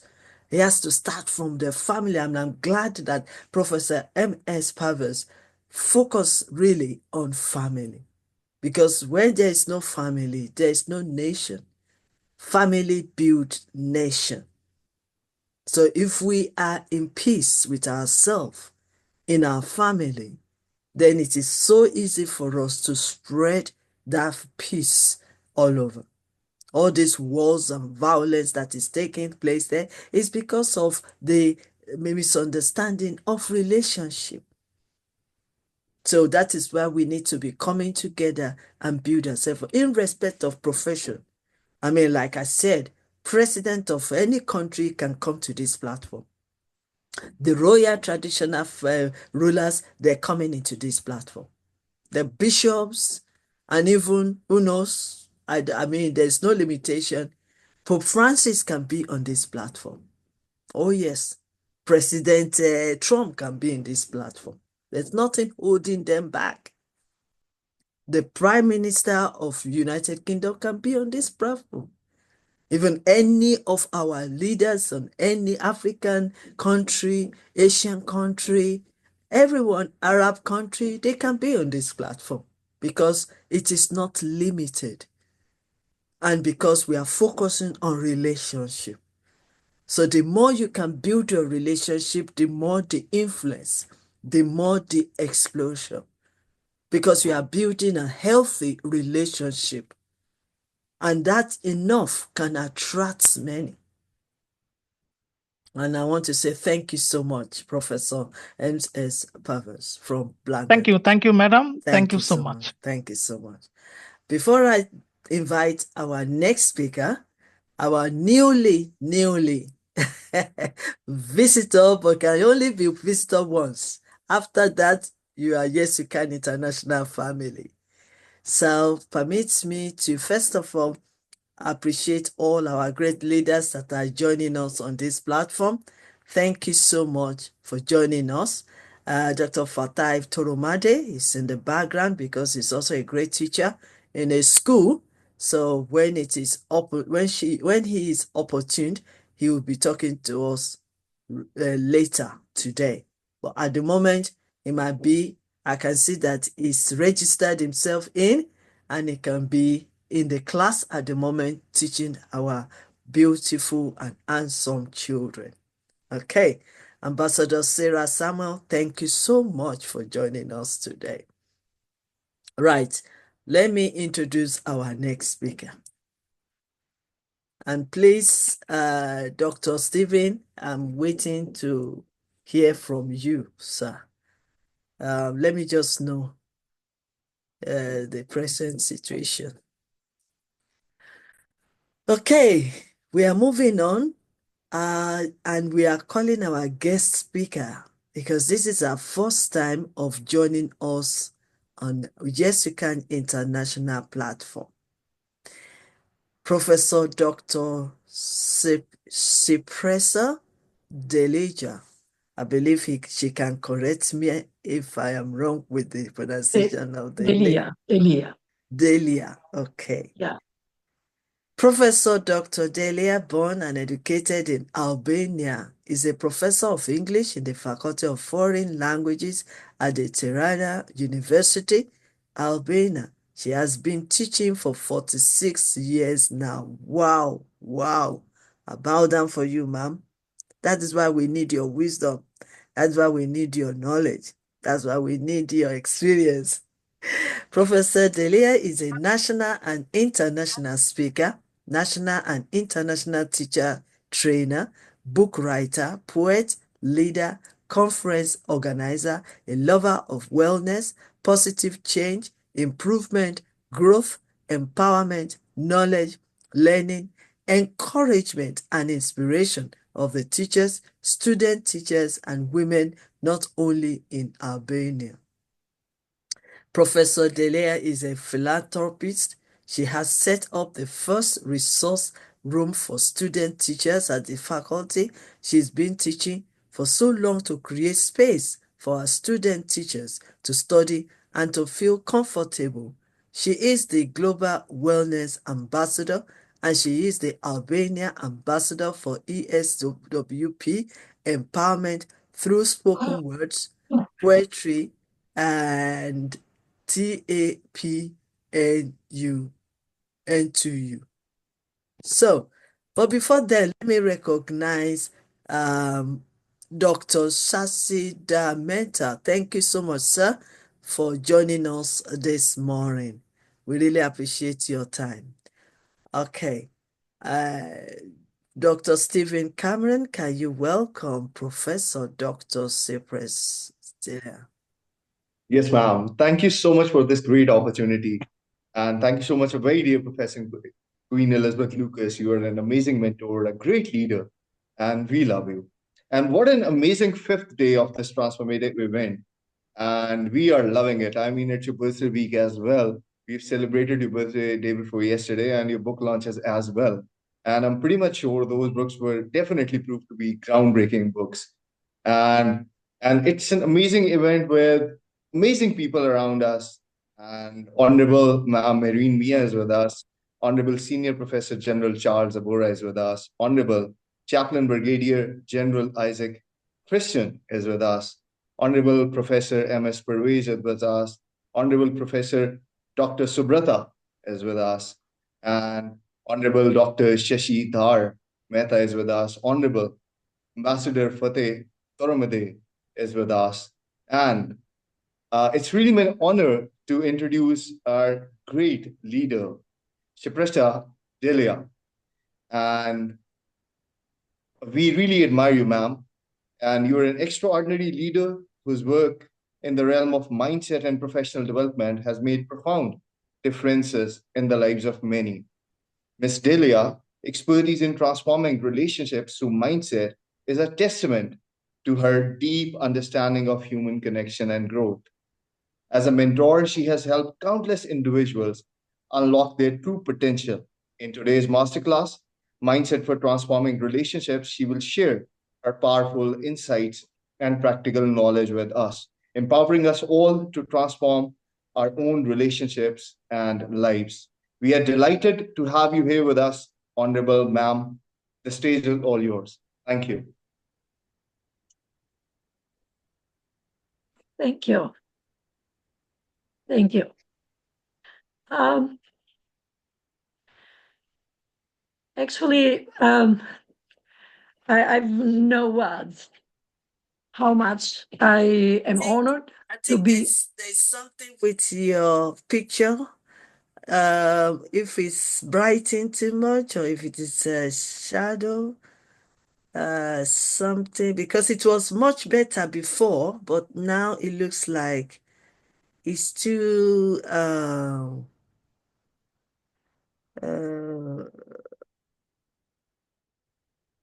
okay. Yeah, I think we can. I think you can continue. It's just too Okay. brighter. Yeah, Ah, we are not am I seeing. am We I are. audible? You are audible, but we are not seeing real you. We are seeing the Oh, like a shadow. oh, really? Yeah. What's what's the problem? I really don't know the problem. Um, you are saying something, General Isaac. What are you saying? Please let us know. To clean the surface of the camera, to clean Camera it. clean. Yeah, I Yeah, to clean yeah. the to clean your camera. Just wipe the dust, probably the dust on the camera. yes. Okay. So sorry, my great leaders. Yeah, Is it is it better? much better, much better. Thank you so much.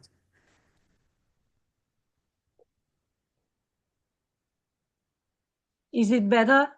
Yes, yes, it is better. Thank you. Thank you. It is. Okay. Okay. Thank you. Thank you. Thank you. Thank you. Actually, I'm privileged to be in this platform, and which I can say that it's very beneficial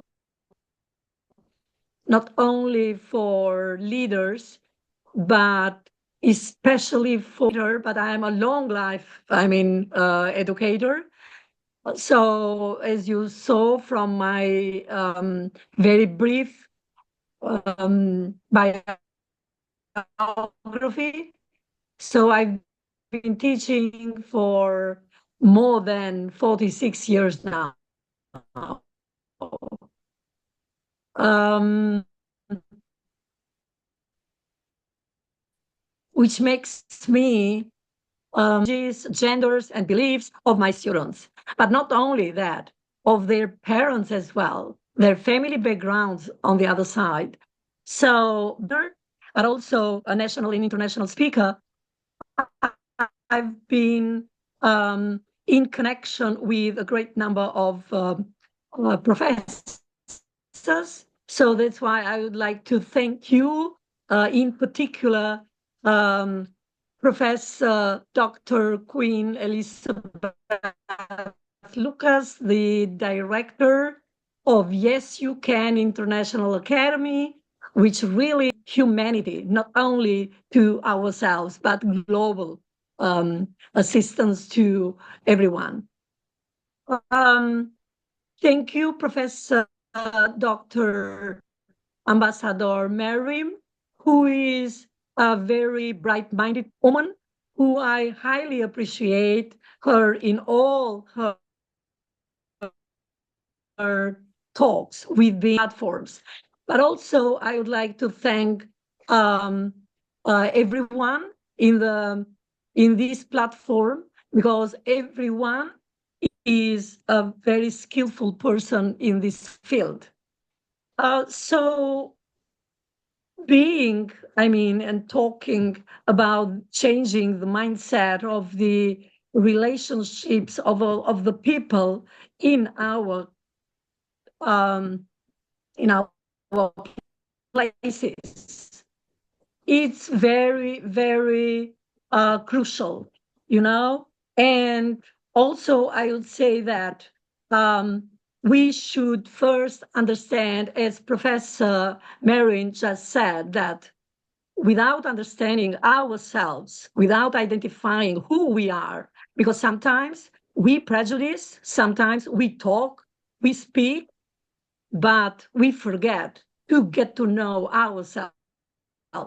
So, knowing ourselves, we are going to know the relationships that we get or we set up with the part of our family, with our relatives, with our professional workers in our job.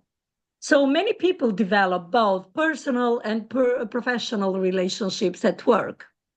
In many cases, a workplace relationship starts professionally and then develops into a personal one as you get to know the person better and bond together. So understanding the differences between a personal and workplace relationship can be useful. It's very important in almost any professional setting.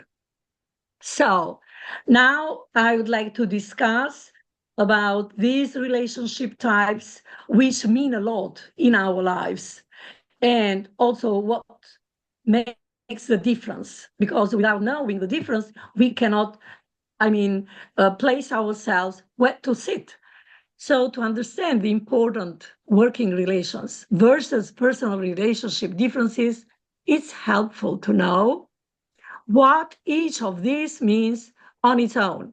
So it's also useful to understand how they're similar, but also where they are different or far apart from one another. Both typically involve regular interaction with another individual where you or we both know each other by name, although not necessarily on first name terms. Both can be quite amicable and productive in some way. Aside from that, and a few other considerations, they are quite different. Below are some more in-depth explanations of what these relationships are. So a working relationship, according to dictionaries, what they say, so how they are connotated there. So a working relationship is one where the majority of your interactions with a person occur in the workplace. Moreover, these interactions are largely to facilitate your work, their work, or both. In some ways, our first encounter with a working relationship was probably with our teachers at school, although the setting is quite different. Or I would say it starts earlier than that because it starts at home. What's the relationship with your parents since we are born? And then in the kindergarten, and then in the elementary school, and in all the levels of our education.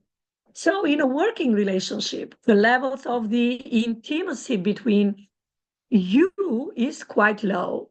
You may know a few details about the other person's life, such as whether they are married or not, do they have children or not, or what preferences they do have, where they live, and something of their personality based on what's evident at work, for example. So the basis for a working relationship is mutual respect, both for other person and their work. A good working relationship is one where we or I or you respect the other person's contributions and you know the limits to the workplace, and assist each other in getting work done properly. This typically means that most conversations are about work, work related matters, but we also may talk about general topics like the weather, traffic, certain kind of events. And when we get to know more about one another, we go into more close relationship with one another and we get closer to other friends. Rarely in a working relationship do we discuss politics, personal affairs, religion, or anything else that might involve strong opinions. So, some examples of common working relationship types are as colleagues, for example. So, some of your most common working relationships are going to be among the other individuals who simply work at the same organization or institution, company, business, premises like you. You may know them by name, may exchange, greetings when you meet, or but the relationship itself is largely circumstantial and you interact infrequently. Um, then it comes team members because we also work in teams. Wherever, even in the school, at the university, or might be in business, etc. So without teamwork, the business or your work is not going to be successful. So, among your colleagues at work are some individuals who work closely with you, either in same team, office, or department. These are the people you interact with daily and whose work directly affects yours. And you might therefore get to know them a lot better than other colleagues, as this can facilitate your work and theirs. Then, in your work, another person we get in relationship with is the manager or the supervisor. So, often, in addition to, team members, the manager or supervisors are the other individuals we're going to interact with, but sometimes very frequently or later on when we stay longer working in this company or for this company, we, get to know more one another. So the manager or the supervisor is the direct person that leads you, so is the person you report to, meaning that they know a lot about you, but we know a little about them. So we develop a mutual respect and collaborative working relationship between us. Then next, the next party or part of people that we get connected with in the work are the people that we lead. So in this case, we're the team leader, manager, supervisor, or otherwise leader of a group of other individuals in the workplace. This is a relationship based on hierarchical differences in the organization. And we're going to have a lot of control over how these relationships develop, which can influence your relationship style. Mentors and mentees is another group of people that we get into relationship with. So this is because of the significant amount of guidance the mentor offers their mentee, and it's quite common for these to develop into some form of personal relationship over time. Like what I do, for example, with my PhD students. So, or we professors at the university, for example, uh, we mentor the students doing their PhDs, but still, I mean, we are friends, but we are not close friends. So we just respect the limits of our relationship. So the professional relationships formed in the workplace are valuable, I would say, both for our current well-being and for future professional collaboration. Because I mean, having fight in your job or in your workplace does not make you good. And also it affects it affects your family as well. It affects you as a person as well. So although the relationships we form with colleagues and senior staff, it can help us to succeed. They vary greatly depending on individual personality traits and the intentions of those involved. But for the sake of institutional rules, we should respect one another. So, learning about these relationships can help us improve the ones we already have and form new connections. So, we should make our workplace relationships productive through developing trust skills. When we trust our team members, we can be open and honest about our thoughts and feelings without fear and without judging them. We develop respect skills. So, workplace communication that breeds respect for others' input, experience, and expertise helps find solutions based on collective insights. Self-awareness. So I am with what Professor Ambassador Miriam said, that we know ourselves, we create our self awareness on ourselves, and then we are able to transform our mindset because everything is in our brain. When we're aware of the impact of our behavior and attitude on the people around us, we're more willing to take responsibility for our words and actions. So, being in a kind of a leadership position does not mean that you are going to enjoy it and to sleep or to have fun, but it's a matter of responsibility. So we should understand that our workload is heavier than before. Another skill we should develop is the skill of inclusion. So inclusivity demonstrates respect for different insights and respect and perspectives when making decisions and finding solutions. Open communication as well. So respecting being, being inclusive, but also being open-minded, it makes our communication open to everyone in the community, in the business center.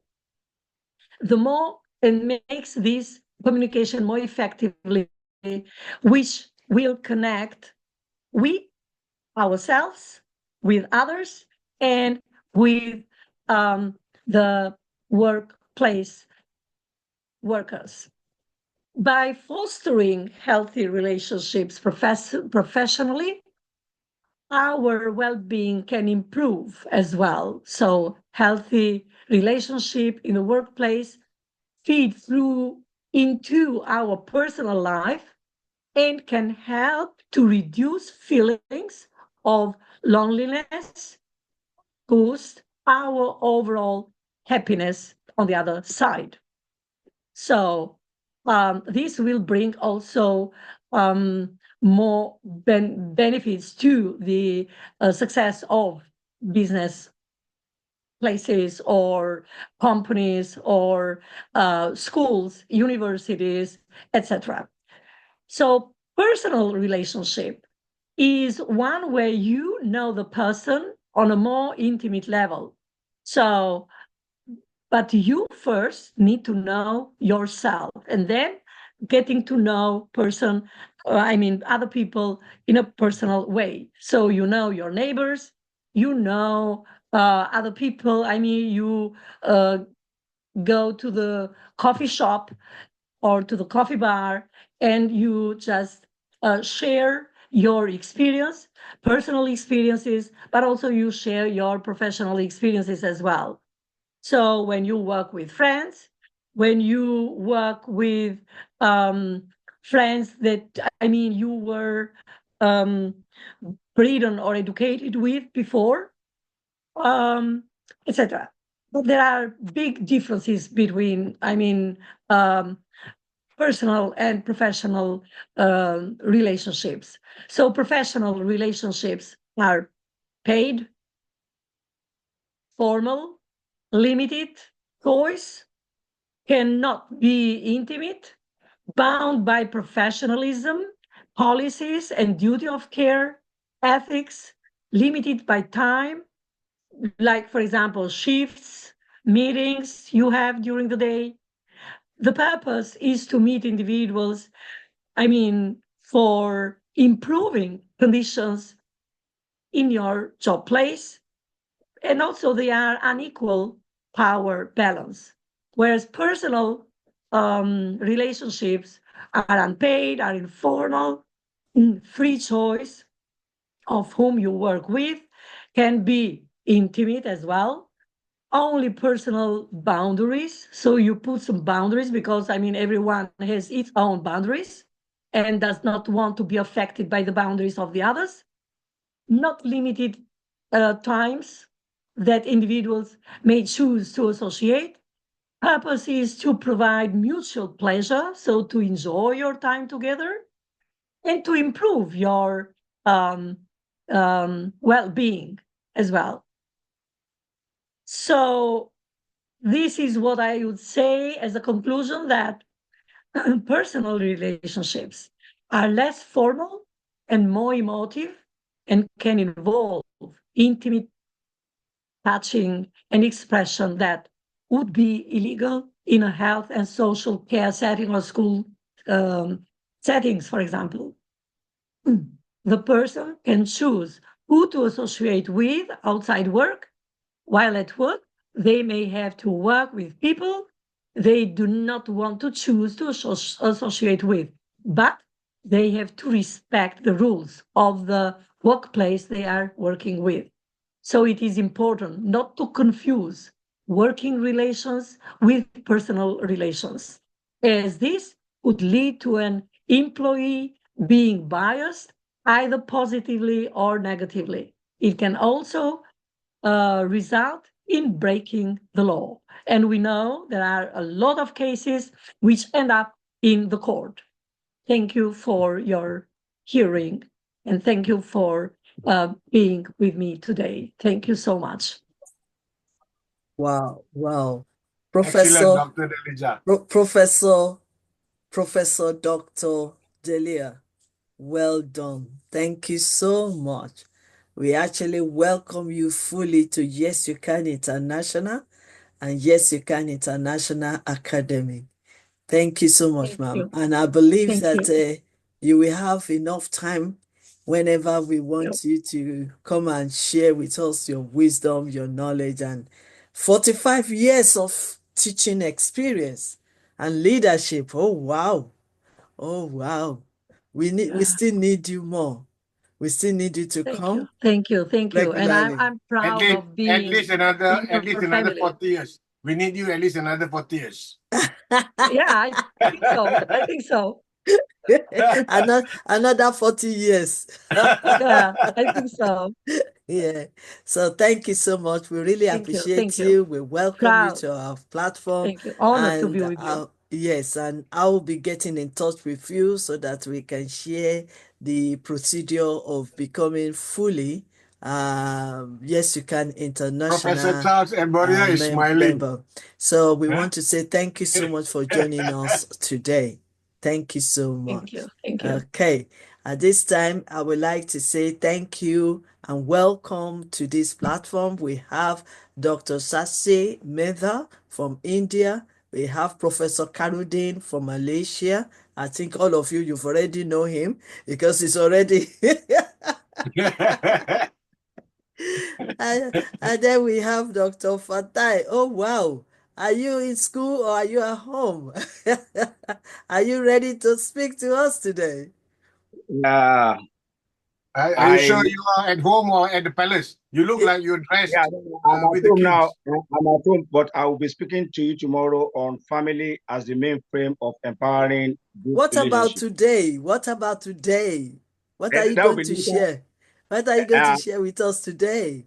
yeah, I just because I strongly believe in one thing because belief itself is a function of ignorance, but we have to come to a level of acceptance, and Okay. which yes, you can international had made me to accept that before because you think you can, yes, you can because the thing has to be in thought before thought can form the thing, and Mm, for you to have a perception that thing is possible, it shows that it is possible. And since I met Dr. Professor Elizabeth Lucas, I grew from a chicken farmer of 25 chicken to over 200 chicken. So wow. because I believe I can, and yes, I'm working on it.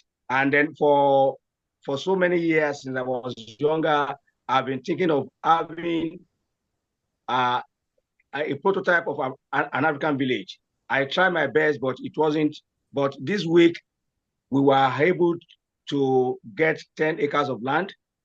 And then very soon now, Asha Tedo village, that is a village founded by culture, will come on stage. So yes, you can, because you think you can. I have practiced it and now I can. You also, you can. Yes, you can. Wow, interesting, interesting. It looks like you were in the spirit when I was sharing this morning to say, this is what we want to hear. We just don't want to gather ourselves together and talk and talk and talk. We want to see progress. That is what transformation is all about. And without the renewing our mindset, we cannot transform.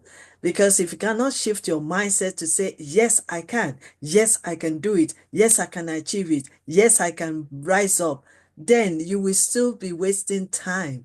But that is why we don't want anyone among us to stay idle. They have to take action. They have to do something. They have to have a project. They have to have an organization. They have to be an entrepreneur. They have to be independent. I can go all along, all along.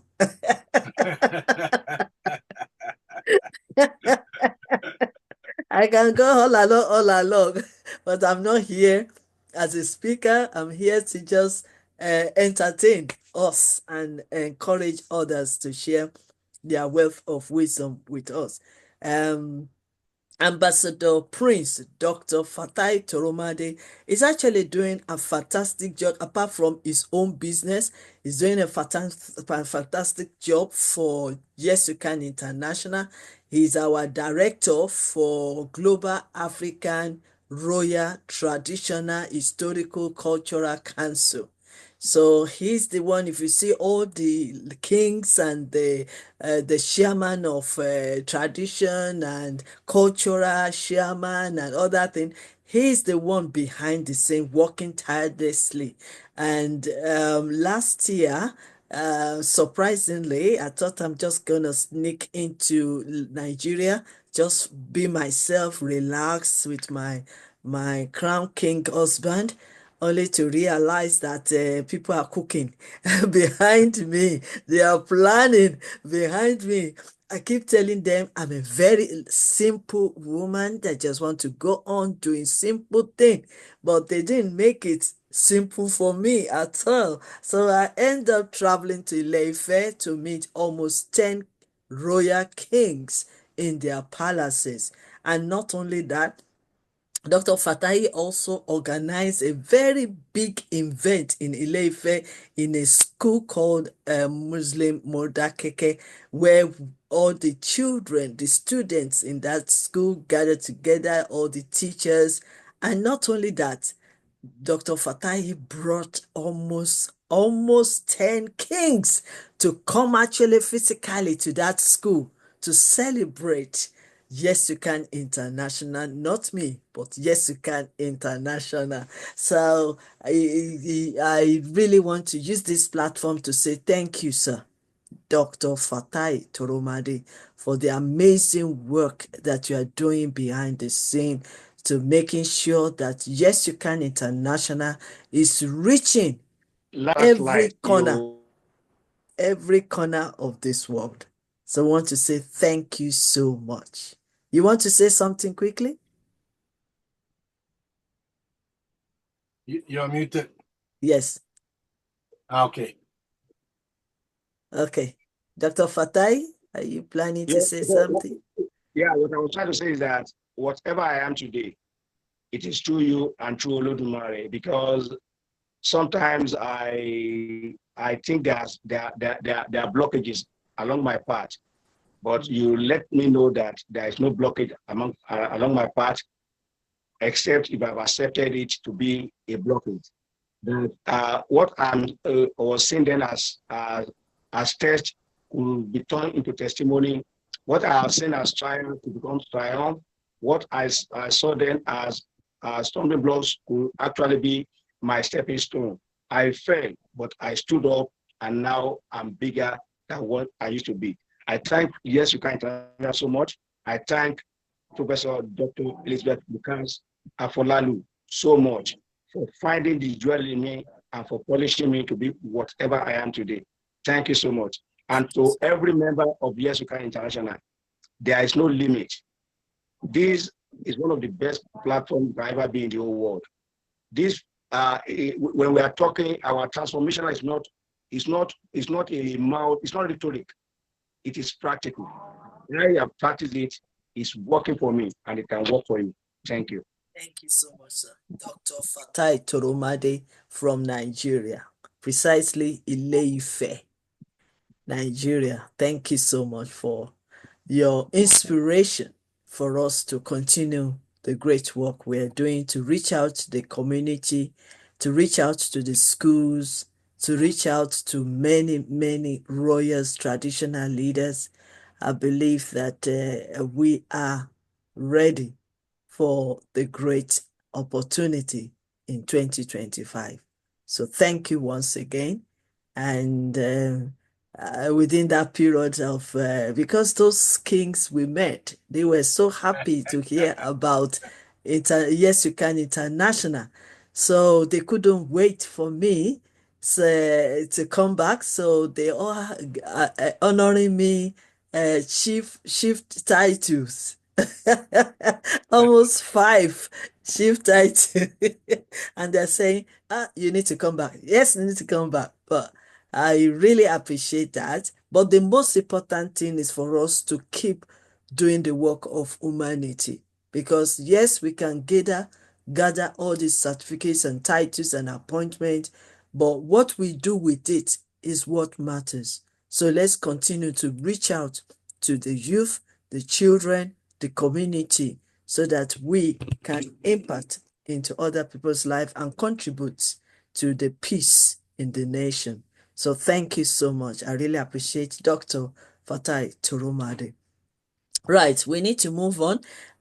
Senior Professor Charles, be ready because I'm calling you unless if your condition cannot allow you to teach us today, because I can see you are putting on Happy New your Year, Prof. Charles Emboria. you are putting on your workplace uniform. So let us Okay. know. Okay. So Thank you. will you be able to teach today, Professor No Charles? problem. Okay, No okay, problem. that's fine. I want to welcome Ambassador Basi Mutela. Thank you so much for joining us, a guru in the area of social media. Thank you for blowing the trumpet for Yes You Can International. Oh well, I can see you are in a transit. Be careful while you are traveling. I pray for journey mercy. I also want to I want to also welcome Ambassador Chief Honorable Benedict. Sometimes he keeps calling himself the what's he calling himself now? The small chief. There is no small when it comes to chieftaincy. Yes, we welcome you to this organization. I mean, we welcome you to this master class today. Brigadier Isaac Christian, thank you so much for using your unique media experts to help our professor to readjust the video. You know, we are working, we are learning, and we are helping, we are supporting. So we are not just listening or talking. So we are transforming our situation. So we thank God for that. Thank you so much. Before I welcome my mentor, I noticed that we have another great leaders from India, Professor Dr. Shashija Mehta.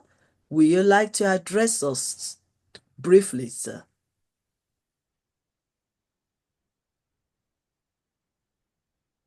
You're We can. muted. You're muted, Dr. Mehta, Professor Mehta. Okay. Okay. Hi. Okay. Yeah. Thank you. Thank you. Thank you so much, ma'am, Queen Elizabeth Lucas. I'm appreciating you. You have chosen me from India. That's an international and great platform. Yes, you can International Academy. This is a transformational leadership conference. You have given me opportunity to speak some few words. Uh, Through my student life, I can achieve so many things. I born on this earth as a achiever, and I can achieve uh, uh, on this earth. So I am a Christian family. I have a Christian family, and I am the member of Saint James Church in Delhi, New Delhi, Mm. and from I am native place of Bihar. This one state of India, and now I am residing here in the capital of India, New Delhi, New Delhi. and Okay. my family members all are working in the hospital, and my family members, some family members are as lawyer, there's working in the court Yeah. in India, and my son also is a lawyer, Supreme Court in India, and my daughter is as a scientist, and now she is working at Spain as a cancer research scientist. So she is working there, and I'm great feel to thank you so much, ma'am, Queen Elizabeth Lucas, And this is a great platform. And thank you so much. Thank you so much. Yes. Thank you. And Thank you. Thank. yes, I really love, I really appreciate your time with us, Yeah. and thank you for your introduction. I would Yeah. like you to also to share your wealth of wisdom, what you understand by mindset for transforming relationship. So we would like you to just give us few words on relationships, sir. Yeah. Relation. I have already uh, heard from one speaker. This very nice detail they have given. A relationship, that means each understanding to each other. In the family also, there are much relation for that on the depending on the trust. In Bible, so many quote are there. So relation with spiritual leaders, my mentor, my savior. There is a relation with my savior, God, Almighty God. So, or on the basis of trust, first trust, then this relation continue with the other persons. Relationship is very important in the family, in the society, in the working place, for the each other, for a good understanding. There are so many things are, strong for the relationship. There are first trust, and there is a good relationship. There's a talking, their behavior, their nature. So many things are depending for the best relationships. I say thank you, Thank you. Yes, I thank you, know you thank you, are. thank I know you are joining us you. as a Yeah, guest, but at the same time, yeah, we can't yeah. let you Thank go without us learning from you. So that is why I was saying that we need to hear your knowledge, your yeah, wisdom for relationship. And thank you for sharing yeah, your information about your family. And we love to see you again. We yeah. love to see you again, and we love you Thank to even join Yes You Can International and Yes You Can International Academy, so that we can work together to impact into other people's life, especially the youth. So you. you Yeah, are welcome, sir, and thank you so thank, much for thank you, contributing thank you, thank you, to madam. our masterclass this morning. Professor Karudin, do you have anything to share with us today before I move on to senior professor? No, no, no, Yeah, no. Please move no, on no. to senior professor. I would like Eh, to hear eh, him. eh, eh, I eh. haven't heard from Even him. if it's a statement, you are, I mean, you are a man of 75. You must have something to tell. So As I'm not I gonna. as I always say this, and Yes, I'm still saying this to a lot of people, especially some new ones that I just met. But to those I've already met and I've said that forgive me, but I'll say it again. Life is short, my dear friends. Good things Yes, in life are ever so brief. So yes, treasure life, learn new things, and never stop learning. So that's my take tonight for all our friends who are online with us. Back to you, Prof. Queen Elizabeth Lucas, ma'am. thank you, sir. thank you, thank. Short but precise. Life is too short. Yes, So enjoy your life and enjoy your relationship with others. Thank you Yes. so much. Thank you so much. Okay, we need to move on to the next. I would like to appreciate all my great leaders that have joined me. I believe Dr. Stephen is ready to welcome senior academician Professor General Charles. But let me just show the slides. Oh, Mama has joined us. She's refreshed. She's relaxed. She's has a cup of tea and the breakfast already. So she's joining us again from Pakistan, one of our matron. Thank you, Mom, for joining us. Right, we need to move on.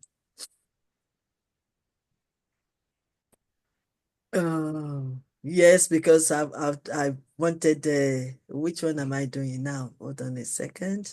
How come my slide is there? Oh no. Because I wanted you to say something. Yes, yes, I'm gonna show your slides so that they will know who you are.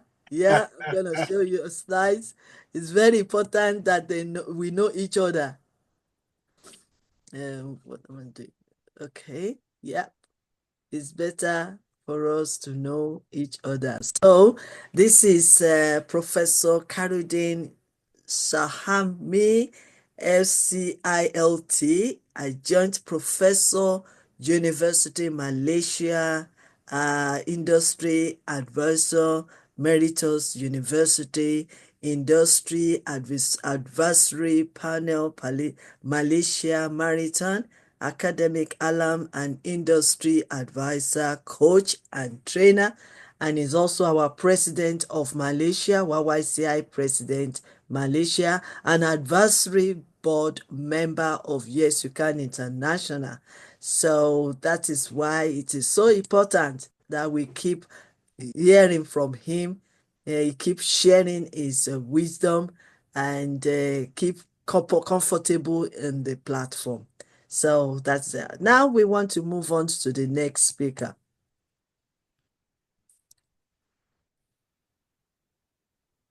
Keep showing the slides. I keep showing you. I know. Oh no.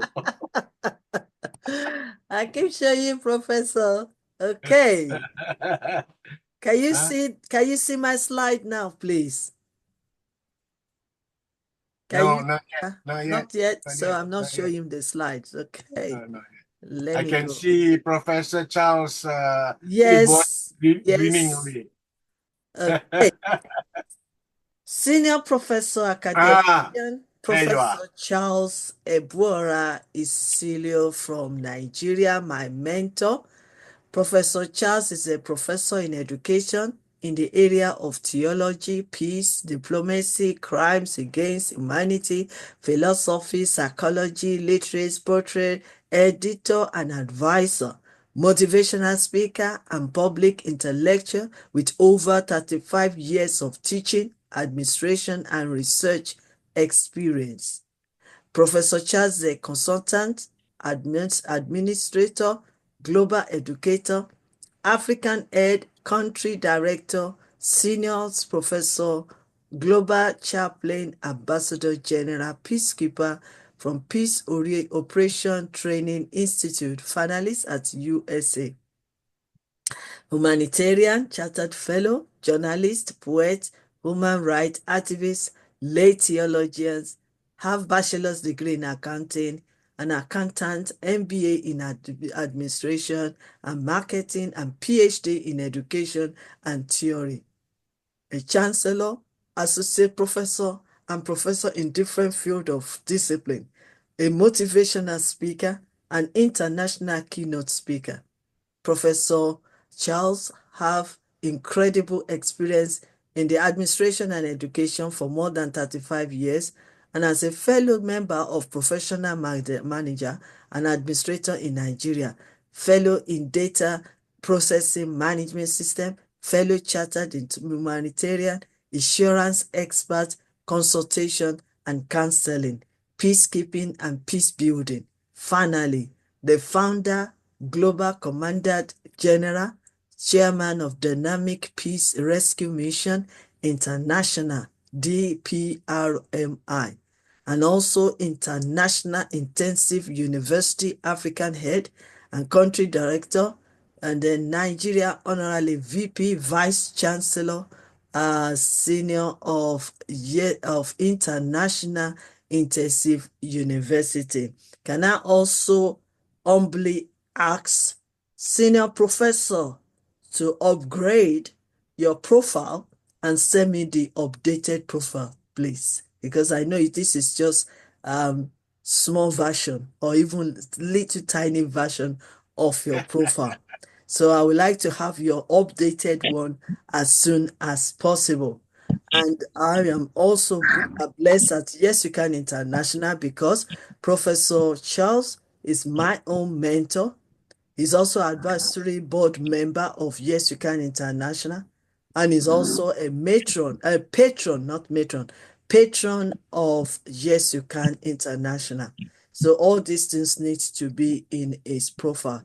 Just like one of our speakers said this morning, the world cannot see you personally because not everybody will come to Nigeria to come and see you in person.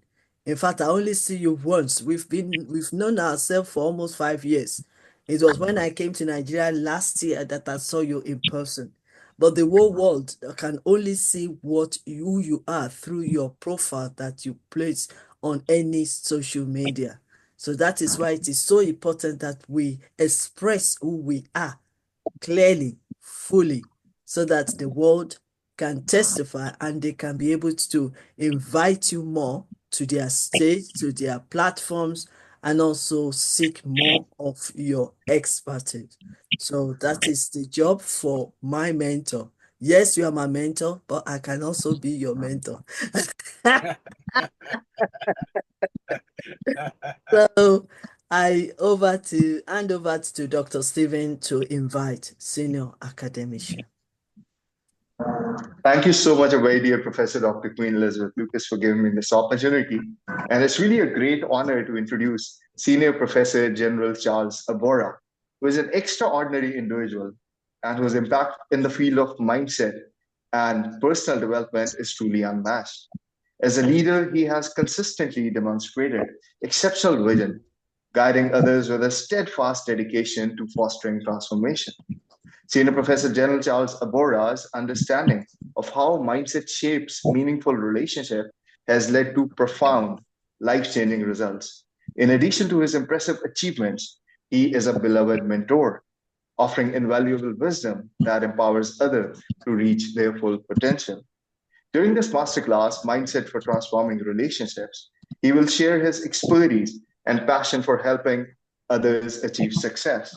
We are privileged to have him with us as his presence continues to inspire, uplift, and motivate everyone fortunate enough to benefit from his experience. Senior Professor General Charles Abora, we welcome you, sir. Stage is all yours. Sir. Thank you very much, Dr. Steve. I need to appreciate you. I thank everybody. Good afternoon, good morning, good evening, and good night. It's a pleasure coming here to come and showcase the glory of God. We're inviting God the Father, God the Son, and the Holy Spirit to direct us and give into us all the necessary energy we need to emphasize on His word. Before us, we have a mindset for transforming any relationship.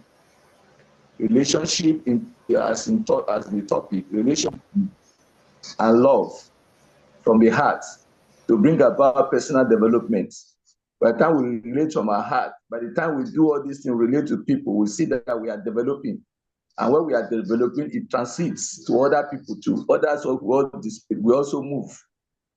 When we talk of personal development and relationship, love from the heart, it signifies that how a deep, a genuine love within a relationship can significantly contribute to personal growth by fostering self-awareness, emotional intelligence, vulnerability, and a drive to become a better vision of oneself, encouraging individuals to explore their values, desires, and boundaries while building a strong and supportive connection with their partners.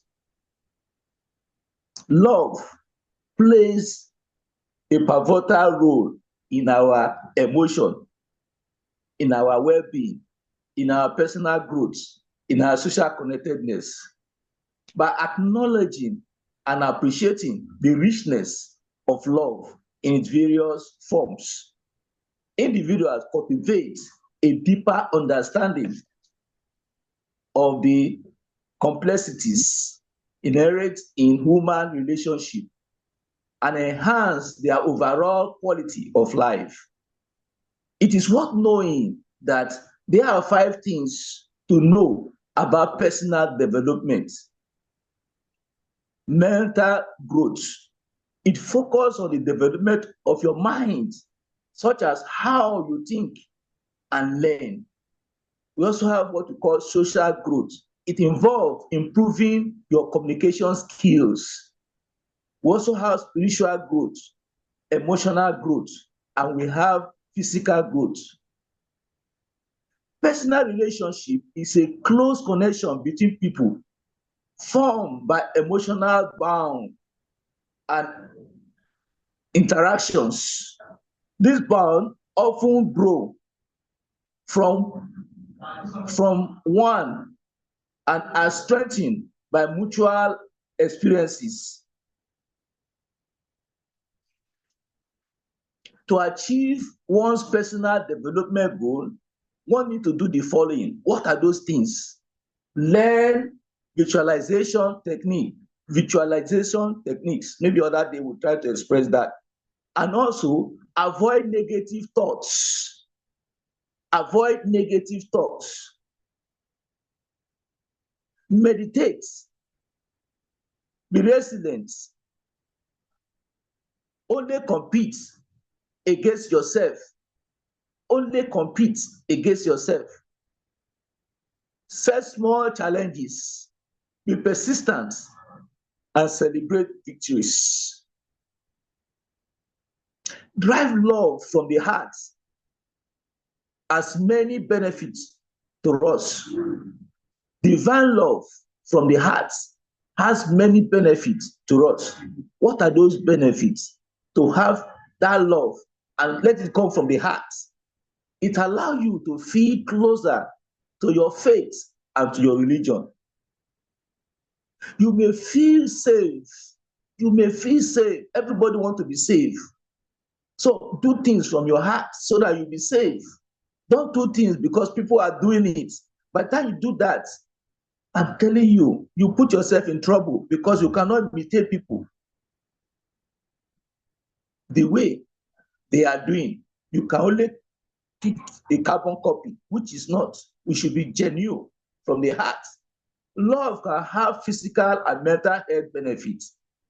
When you have that physical and mental benefits, that is what we want.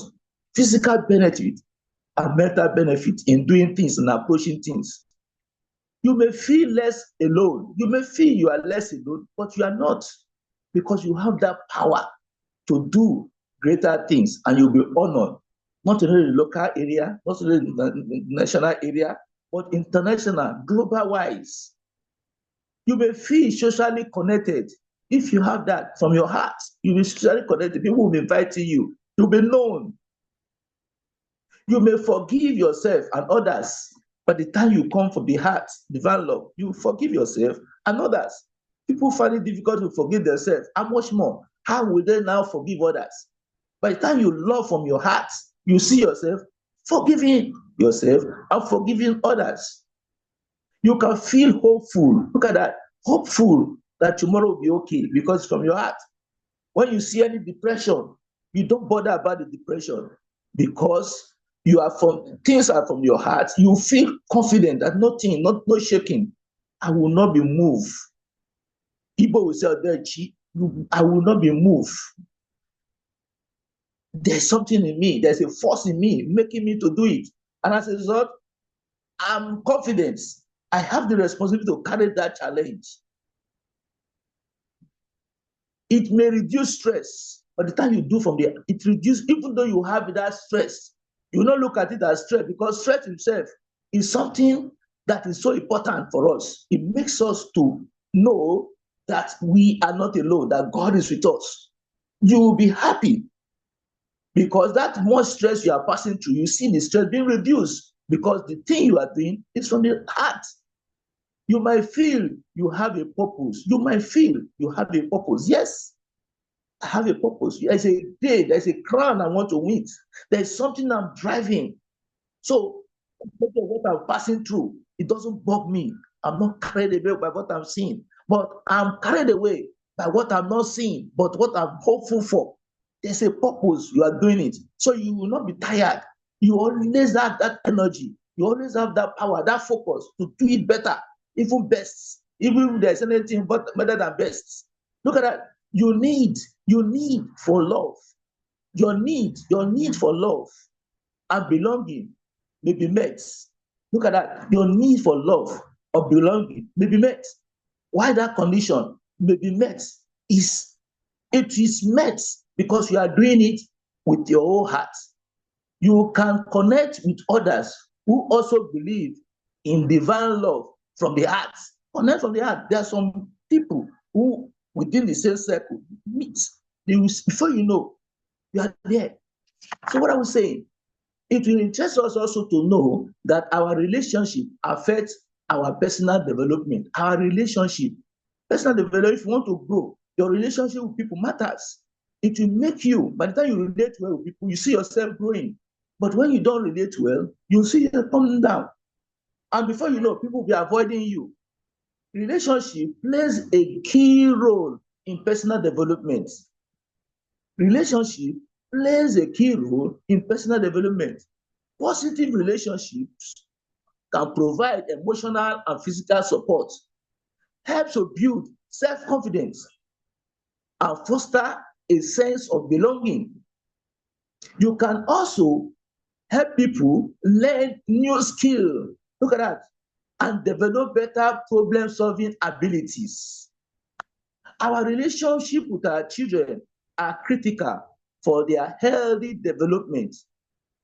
As social beings, the capacity to form and maintain relationship is essential to us and how we function within the society.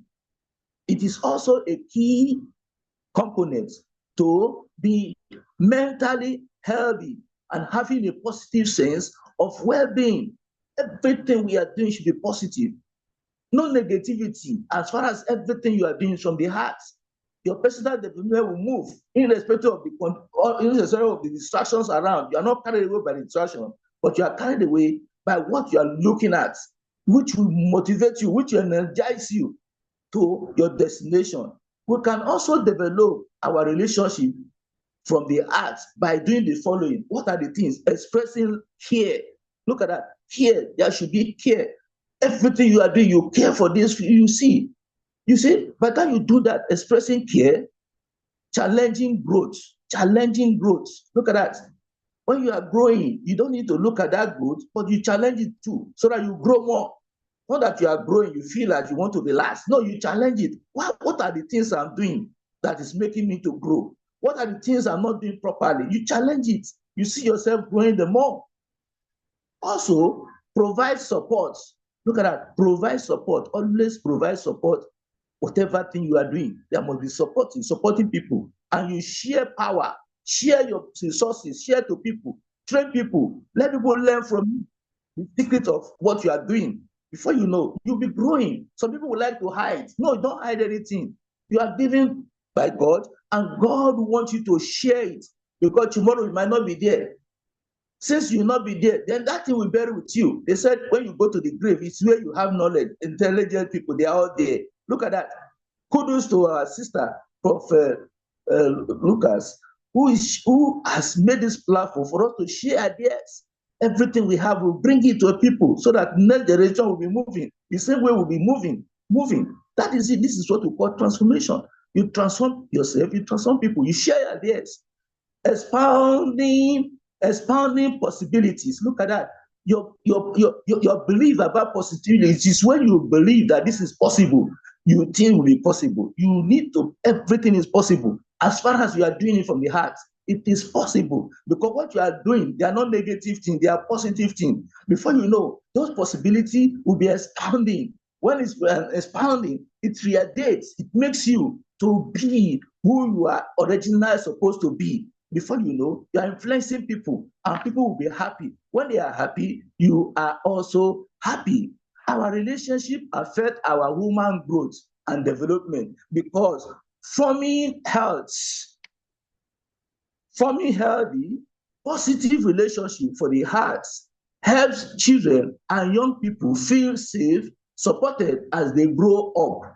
But being in an unhealthy relationship, negativity affects a younger person's well-being. Look at that.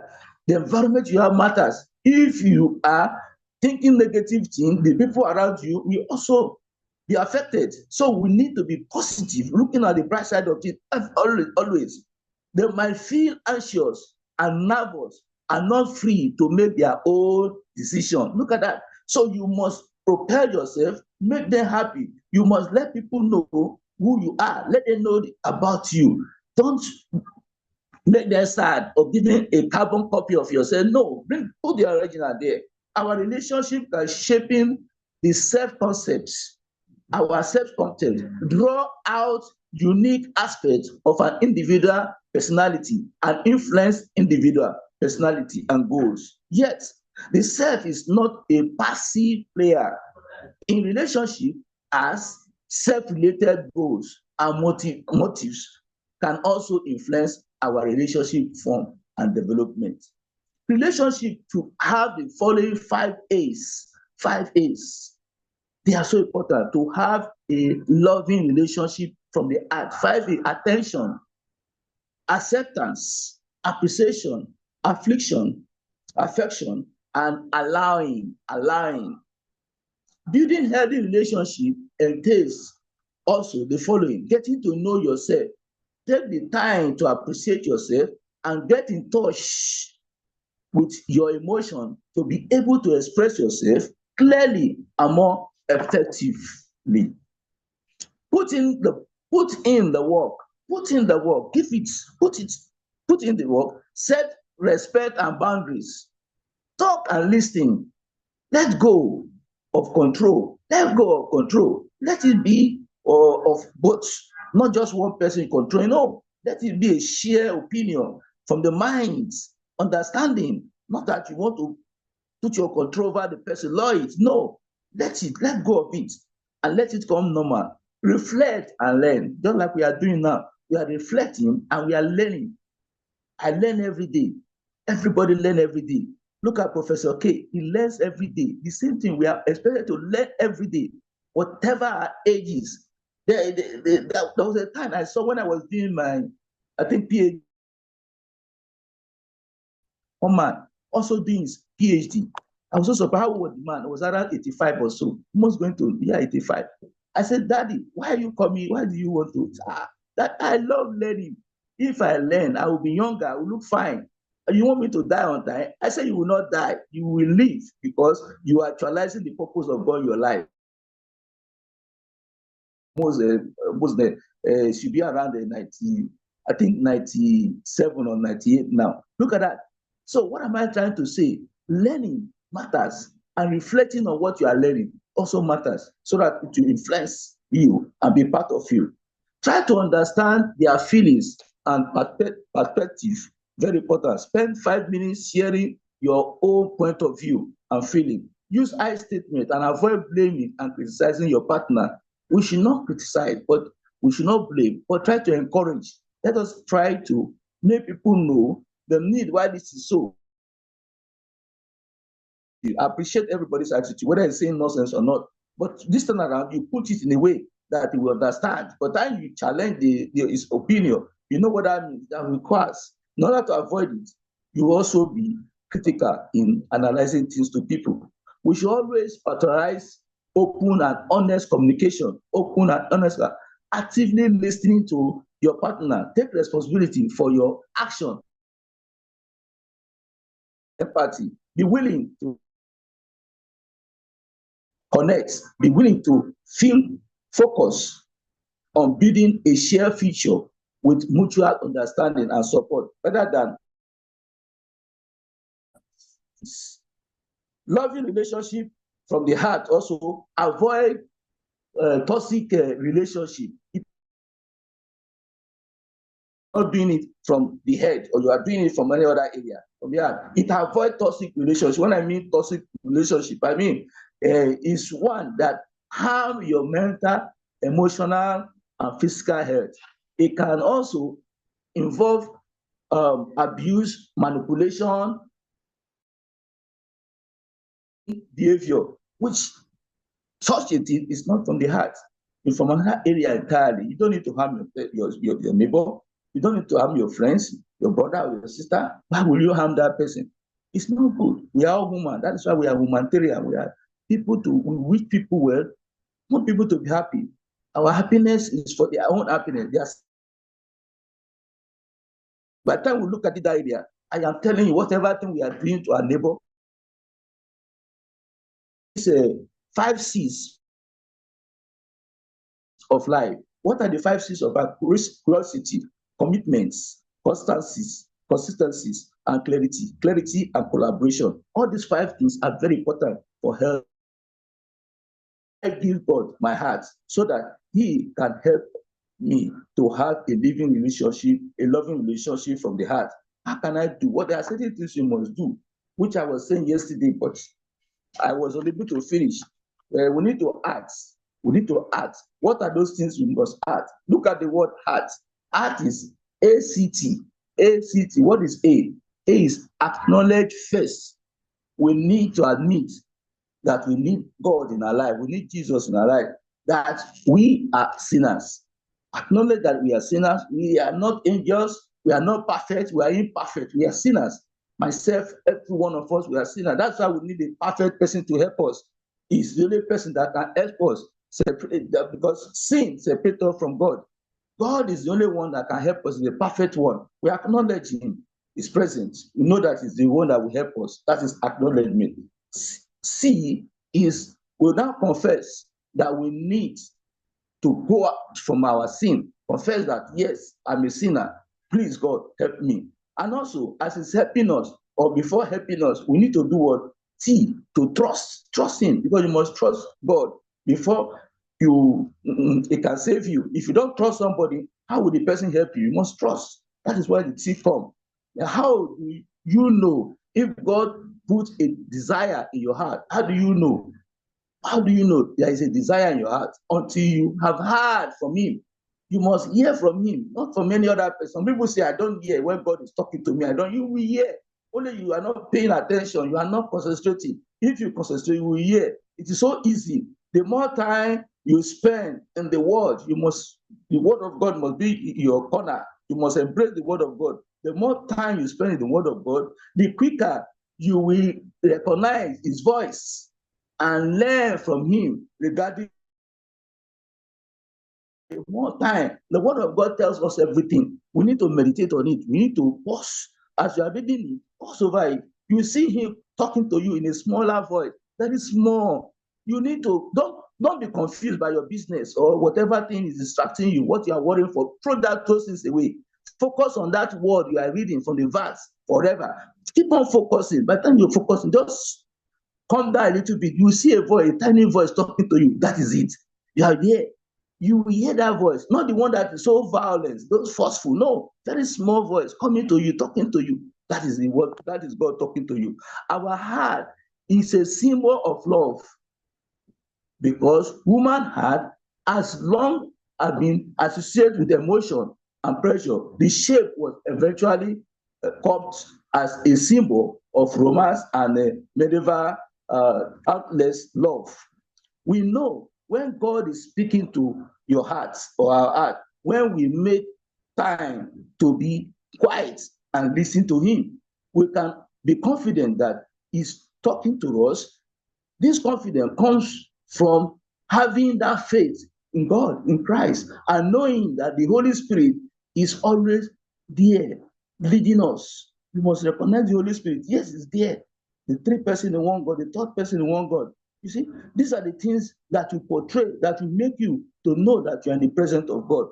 You see, giving your heart, allow that area to grow and the heart to relax. Allow your shoulder to relax. Everything about you must relax before you be able to get it. Let go of wanting things to be any different than those you think. So what you need to do is make yourself comfortable, compose yourself well. By the time you do that, you yourself will be happy. There are some signs to show that you are actually true worship, that you actually worship God. What are the signs you must do? There are certain things you must be in your heart that will show that, yes, you are really penetrating, you are getting the word of God penetrating into you. You must have that thanksgiving. You must only give thanks to God. Giving thanks to God is very, very important. Thank and have a holy heart, a circumcised heart, a repentant heart, a humble heart, obedient heart. These are very, very important. What breaks God's heart? What breaks, you'll be so surprised to hear this one. What breaks God's heart? God also, as far as he's a spiritual, a supernatural human being, is also, his heart is always broken by certain things we do. What are those things we do? Unbelief and rejection. If we don't believe in what he's telling us, we don't trust him, we are still doing all those things he asks us to do. It breaks his heart. You see, it's unbelief, and we reject him. Somebody that created you, the creator of heaven and earth, the creator of a woman, he created you into this world, and you now reject what he's saying. Every condemning, don't mind us, this one. No, you don't do that. These things are those things that break his heart, because he knows the consequence. He knows the consequence, what you are going to pass through. And also, those people that also love, who are like God, also know the consequence. They are very careful. That's why they are very mindful. For you to come to that level, you must give your life. You must be able to entertain that area, grow. By the time you are studying the word of God always, the same thing, reading the word of God, reading the word, reading, learning, we grow. We don't go against that level, or we don't stop learning. If you stop learning, you want to die. That is it. You don't stop worshiping God. That means you don't want to grow. You see, it goes like that, it moves like that. But when you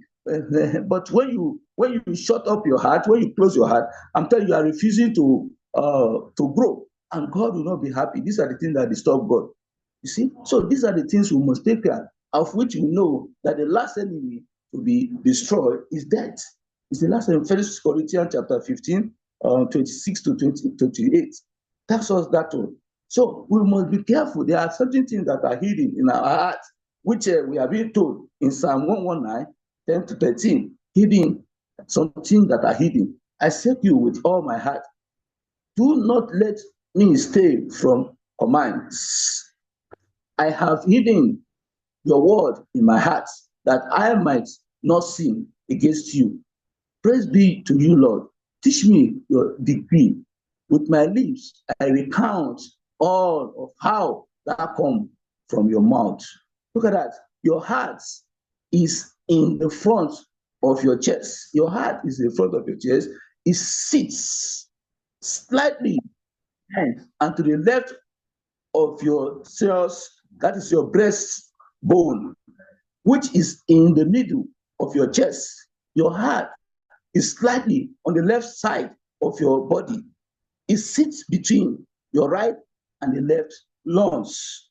Look at that. So these are the things we must take note, that the heart is there, relaxing. The heart is not other. It is God reside here in our heart. God is there. We should invite him and he will help us.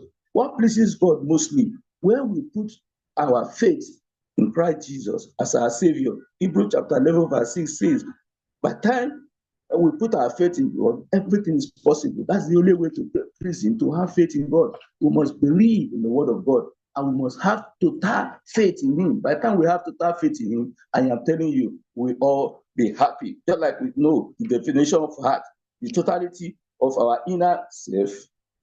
Proverbs 4:23 says, we are governed for this one point of unity. How do I get God in my heart? How do I get God? Spend time with him in prayer, and the word serves him whenever you are, or enjoying life, or doing one or two things. Matthew 6:33 also says, seek first the kingdom of God and his righteousness, and all these things will be added to you. Based on who God is, you can give him your trust completely, knowing you are in good hands. How do you get the love of God in your heart? Loving God with all of our mind takes constant awareness and mental discipline that is achieved by, just as I said, daily Bible reading, scriptural reading, meditating, praying, praising God all the time. They are very important. A devoted heart draws near to God. Experience is present throughout the day. This, if your heart is fully devoted to God. Why do I feel feelings in my heart? Our heart are inner vetted, meaning many veins supply it. Some slows it down. They are activated when we relax or meditate. Other turn on when we are under emotional stress, causing the heart to do what? To quicken ready for fight or fights. So what are we trying to say? We are saying here that that is the heart itself. How the heart functions, the way the heart is, we should be able to recognize that and give glory to God for his goodness. How do I keep my heart open to love? Open your heart. Be complete with yourself. Understand we are all broken and you are not alone. We are all broken. We all have challenges and we are not alone. Understand that one. Fear no more. Fear no more. Fear disturbs the heart. So you should fear no more so that the heart will be able to pump supply, make it active. Forgive others who have wronged you. Choose to see the positive in people instead of the negative. Don't always look at the negative side of people, always be positive. Do things that shows love. Do things that you love. Be happy. How do I deal with a broken heart? Allow yourself to cry. Yes. Allow your broken heart for you to deal with yourself. Sometimes cry. Some of us we don't want to cry. We must cry. That shows we need the presence of God. By the time we do that, you yourself will fulfill. Allow yourself to cry and feel all your emotion about your heart broke. But then start a conversation with God as you are crying. Start a conversation. I'm telling you, whatever thing you want, you see, talk out bad to God or whatever thing, loud, let God know, process what happens with him. Talk to him. I'm telling you, he's here to listen to you. You know when our heart is broken. You know when we are sincere about what we are doing. It doesn't need to be a formal prayer, but it can be a conversation. After all, God wants to hear from us. He wants to hear from us. He's always there listening. He's preparing. He knows our need. Until we stress our need, we tell him, this is our need before he can come. If we fail to do that, I am telling you, he will be looking at us. We must ask. We must ask. And he will be able to do that. How do I, okay, in that area, I will also conclude by saying that intimacy with God is the bedrock of all relationship. Intimacy with God is the bedrock of all relationship. This threatens the devil. Therefore, we need to be broken. It makes us easily live in peace with our fellow human being. Makes us powerful. We get promoted. We get strength and we get oil of joy. We get wisdom. It cleans our originality. Honest relationships from the heart are just like water. No color, no shape, no place, no taste, but still very important for life. Note, relationship is a gold coin. Keep it. A gold coin. Keep it. Friends is a sweet coin. Love is a lucky coin. Health is a big coin. And money is a small coin. What then can spoil a relationship? Character assassination. We pray that God will want to strengthen us as we listen. There are many other things, but I want to stop here to use my 30 minutes. So tomorrow now, I will to stress other area that will now conclude this, my topic that we have started since yesterday. And God will come to help us, mindset for transforming any relationship and love from the heart to bring about personal development. When we are happy, when we develop ourselves, there are certain things we must start from the heart. That's why we must train our heart. That's why we are looking at the heart, so that our heart, by the time our heart is melted, other things will take place. We will not be looking at things so heavy or things so, there's nothing in this world. We are only here because of God, because he created us. And the same way we are going to report back to God. That is why we must do things according to his own riches in glory, and he will come to bless us. May God come to empower us with his wisdom, with his anointing. May God come to protect every one of us listening. God is with you. Believe in him and trust in him. You're going to make it. We are going to make it. Thank you very much, YYCI. You have been a very good organization, and I've been with you. And I thank God for all the advice I've been giving, all I've been taking. And I thank God for our sister who celebrated her 60th years, a old birthday, her years, day before yesterday or so. I thank God for you, Asare. I'm still celebrating. You are going to spare your life, give you good Amen. health.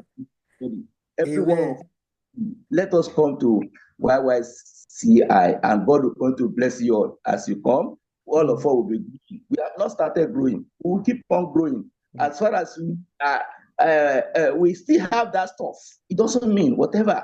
It doesn't mean we are learning on a daily basis. We keep on learning until we are being called by God. May God come to strengthen us as we are listening. Thank you very much for this great opportunity. Thank you. Thank you so much. My mentor, senior academician, Professor General Charles Ebuara. We appreciate you, sir. Thank you for the knowledge and the wisdom that you have shared with us this afternoon. And yes, tomorrow is going to be a big day because tomorrow is different from Masterclass, but we will still hear from you. I know you will manage your time. It will not be 30 minutes tomorrow. It's going to be 5 or 10 minutes because we have more than 200 leaders that will be on the platform celebrating and also having a general meeting and also a transformational leadership conference. So, but we did appreciate that is why we have set aside this masterclass. But feel free, sir, anytime, any day. This is your platform, and Professor Charles is also one of our patron for YYCI International and Vice Chancellor for International Intensive University. So we want to say thank you and you're welcome, sir. Thank you so much. Right. Notice that we have more great leaders joining us, and I just want to acknowledge them, and I would like them to also to speak when I call them. At the moment, we are doing very well with our time. I just want to appreciate and acknowledge all our leaders on the platform. Dr. G.K. Misra from India, and we have yes, and then we have all our great leaders. We have one of our kings in the platform, His Royal Highness King Laramie Wade. You are welcome, sir. We welcome you. We appreciate your time. I believe you have a message for us today because I will definitely call you to speak. You can come through this platform and not release your wisdom and knowledge.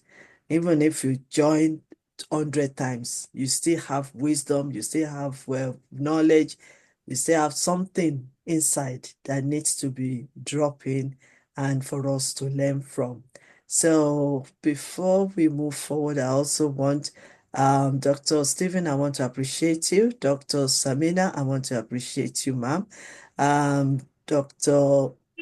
Delia from USA. I'm from Bozan,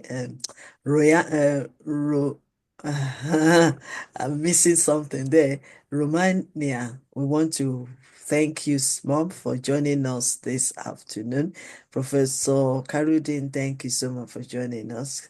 Captain Brigadier, my son, General Isaac Christian, thank you so much for sitting down quietly listening, but I will still call you to speak. So prepare yourself for something to share today. I know you can't just come and learn and learn and learn. You also need to share as long as you meet up the time. That is very important. I want to welcome Dr. G.K. Misra to speak to us at this moment. Please introduce yourself. Thank you, ma'am. Dr. Queen Elizabeth Lucas, Director, Yes You Can International. Thank you very much for giving me a platform for our introduction. This is Dr. Gopal Krishna Misra, GK Misra, President TMS India, and President and International Advisor of Global Nation Open University USA, and Director of NCEH India also. And I am working for human rights and education also. last 15 years, and in India we are providing uh, uh, advisory, legal advisory to the poor people, and many more. So thanks for Yes You Can International for giving me the stage. Thank you. Thank you, sir. Thank you, sir. Thank you for joining us. Do you want to share with us quickly, even if it's 2 lines, about what you know about transforming relationship, please? Yeah, yeah. The relationship is the big, big, um,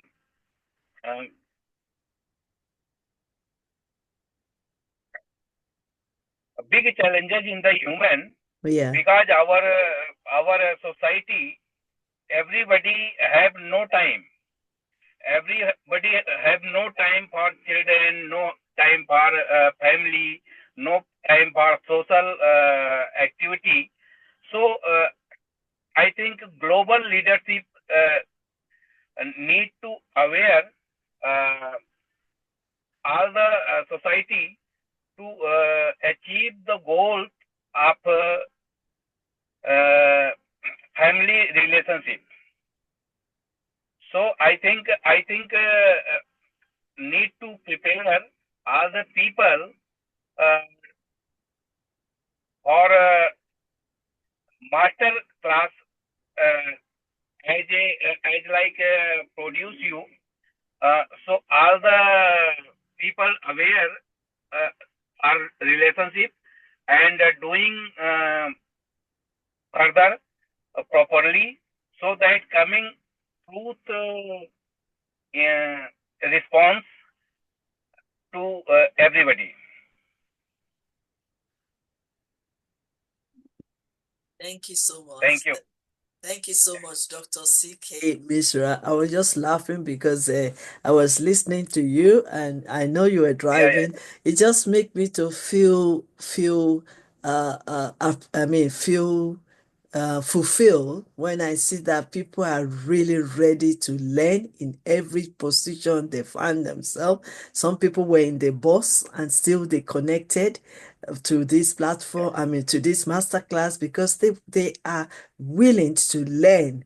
They are willing to learn because when we keep learning, we keep improving ourselves. I cannot do it for anyone. I can only provide a platform, and within the platform, it's now up to anybody to take that opportunity and to run with the opportunity to learn, to transform their lives, their relationship, and even their profession and leadership. And that's only what I do. But it's so amazing seeing people joining. The only thing is that I have to pray for them for journey mercy if they are driving and to be very careful, But I really appreciate all their willingness to want to learn. So on this note, I want to say Dr. GK Misra from India, one of the president of GNOU, which I'm yeah. part of their advisory board council. I want to say thank you, sir. You are a Thank you. professor Thank and you. you're still coming to Thank this you. platform to learn. Wow. Amazing, Thank you. amazing, amazing. So that means no matter your degree, you can still learn. Because learning is living and transformation is Yeah, yeah, lifetime. So yeah, thank you so much. And I would like to I would like to continue with our conversation maybe after this week. So I will get in touch with you, sir, and then we can have more yeah, conversation. Okay. Thank you yeah. so much. Right. On this Thank, note, I want thank to you. appreciate all our great leaders that have joined us. We are really moving forward. Hopefully we'll be able to finish in an hour's time or something. But before then, I just quickly saw something that's dropped on my messenger and I would like to read it. The author of this write-off is actually in our midst and I was so amazed. But even though I'm going to give him chance as well to speak, on this relationship again today. I would like to read this write-up. It's right on Facebook and it's also on my messenger if you can see it. The write-up, I will tell you about the writer later. A beacon of employment, Professor Dr. Queen Elizabeth Lucas and Yes You Can International. In an era where true empowerment is often exclusive, Professor Dr. Elizabeth and our transformative organization, Yes You Can, stand as a global beacon of inspiration and self-actualization. Having had the honor of serving as a speaker and trainer under this esteemed initiative, I, King Asafoatse Ni Adama Ndanta, have witnessed firsthand the overwhelming spiritual power and grace that radiates from Professor Lucas and a network of distinguished trainers. Their collective presence is more than motivational. It is an alchemical force of divine insight, unwavering resilience, and transformative energy. Each speaker and their trainers embodies an enlightened awareness that transcends mere words, invoking an undeniable spiritual charge that moves individuals from all walks of life to action. What makes Yes You Can International extraordinary is its ability to bridge the realm of the seen and unseen, unlocking dormant potential within those who engage with its teachings. The wisdom imparted is not simple theological. It is living energy, charged with a profound spiritual depth that catalyzes tangible growth. This is an organization that does not merely teach empowerment, it's awakening it. Professor Elizabeth Lucas is more than a visionary. She is a force of nature, a guiding light whose work is destined to leave a lasting imprint on the world. The future of Yes You Can International is boundless, and I have no doubt that its impact will continue to shape the lives of many across the globe. With deep admiration and profound respect, Asafuate Ne Adamandata, the Royal King, Royal Leader, Global Speaker, Cultural Ambassador. So, I want to say thank you for that really, really write-up. I do appreciate. We don't have to tell people to do this, but they just went all along to do it. And we really appreciate that admiration. It gives us enough strength and inspiration to continue. There is also another young man in our midst as well that I've written about Yes You Can, about my birthday.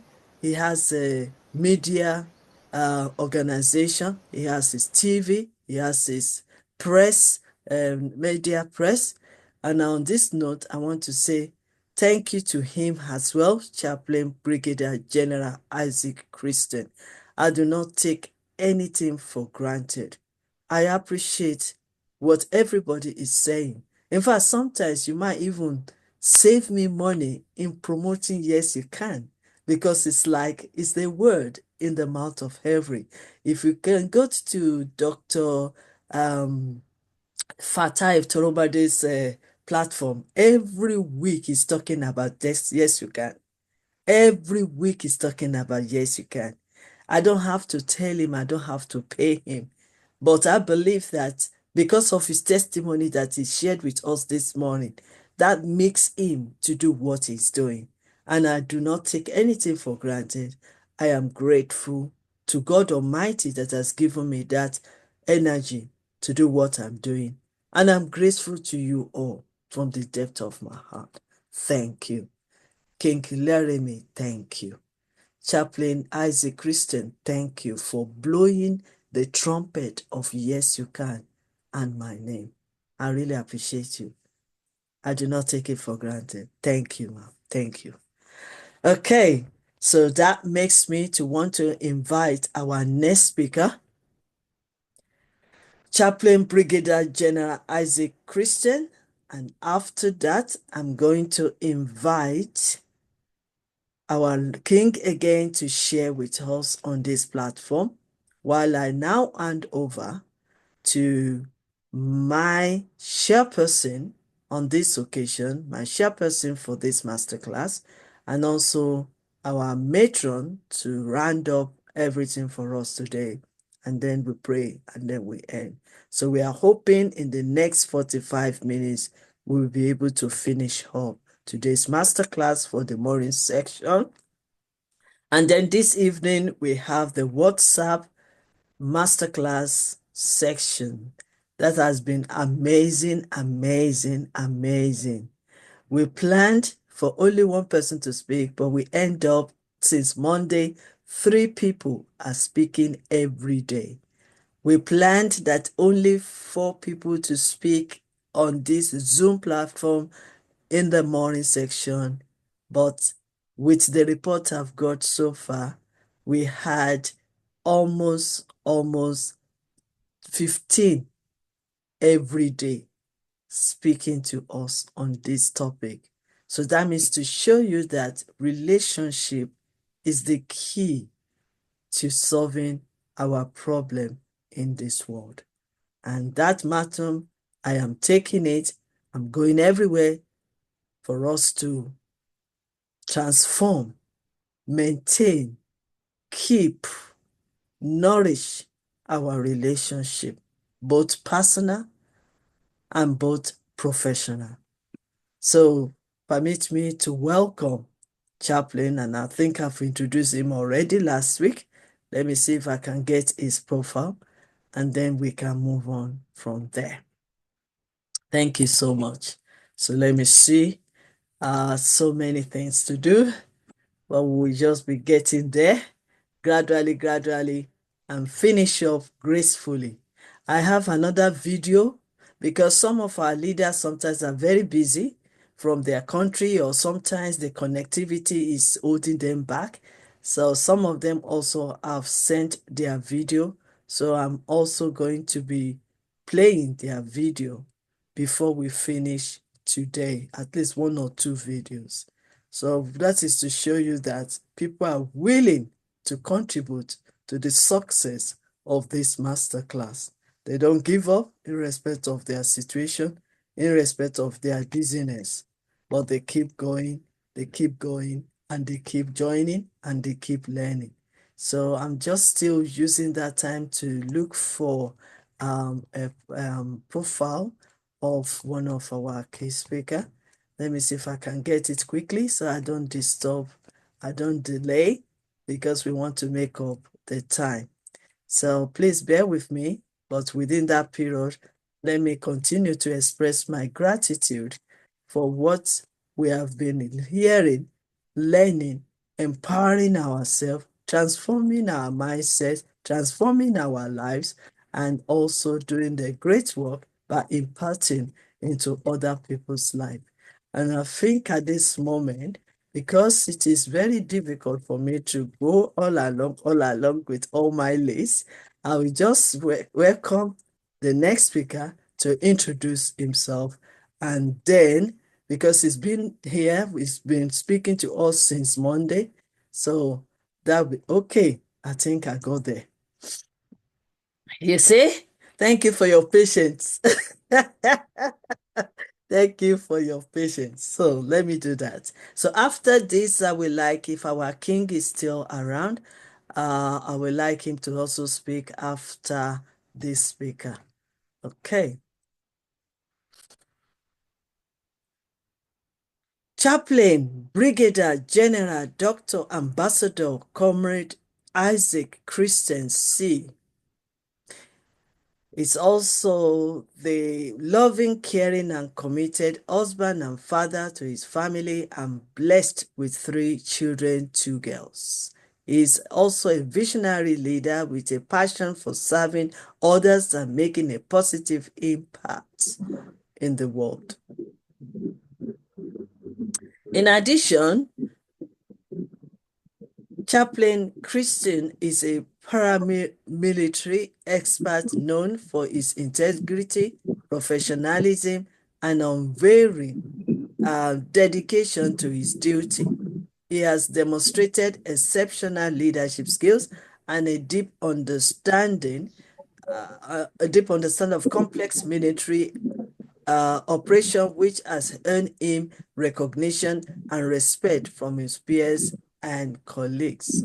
He's a member of several professional bodies and social organizations, which are member of International Association of World Peace Association Advocates, member of Nigeria Vote Count campaign, and I'm looking for one particular thing. Yes, is the president and MD and CEO of YYCI Media Global Limited. That's what I've been looking for. Nigeria, and many, many more. So permit me now, is also a member of HICCA, stroke HICRM, and board of director. So, and many, many more information about him. So, I believe that your platform, your background is safe because there is noise. If that is okay, you are in media, so you will know better. Okay, okay. All right. So the floor is yours. Welcome and share with us. Don't let me stop you in the middle. So, Okay, no. okay. All right. Thank you so much, Mommy. I want to really appreciate and thank everyone, all the top leaders in the world that are here from the day one of this program to the date, and we will continue throughout the years till we have and beyond. I want to sincerely appreciate our mother. One more happy birthday, my great mother. Long life and prosperity to you, Mrs. Joseph. Okay, a quick one. Let me just rush to conclude. The topic of yesterday, talking about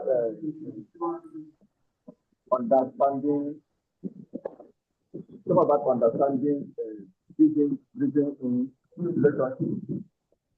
Okay, now I want to talk of setting boundaries. Setting boundaries. Now, by quoting my spiritual father, David Biodo, he said in one of his books, he said, when spouse choose to ignore boundaries, it has made a choice for crisis instead of peace. Now, ignoring boundaries brings a lot of problems in resentment and anger, lack of trust, communication, breakdown, emotional distress. By prioritizing and responding each other's needs, couples can do what? Can build a strong intimacy and peaceful relationship that is based on mutual respect, trust, and understanding. In conclusion of this, by building breathing in relationship, we can create a strong, healthy, and meaningful connection with others, which can lead to a more fulfilled and happy life. Now, talking about that one, so how can we set boundaries? How can one set boundaries in relationship? Number one, let's talk about it. You have to establishing boundaries in relationships and marriage involve one, communicating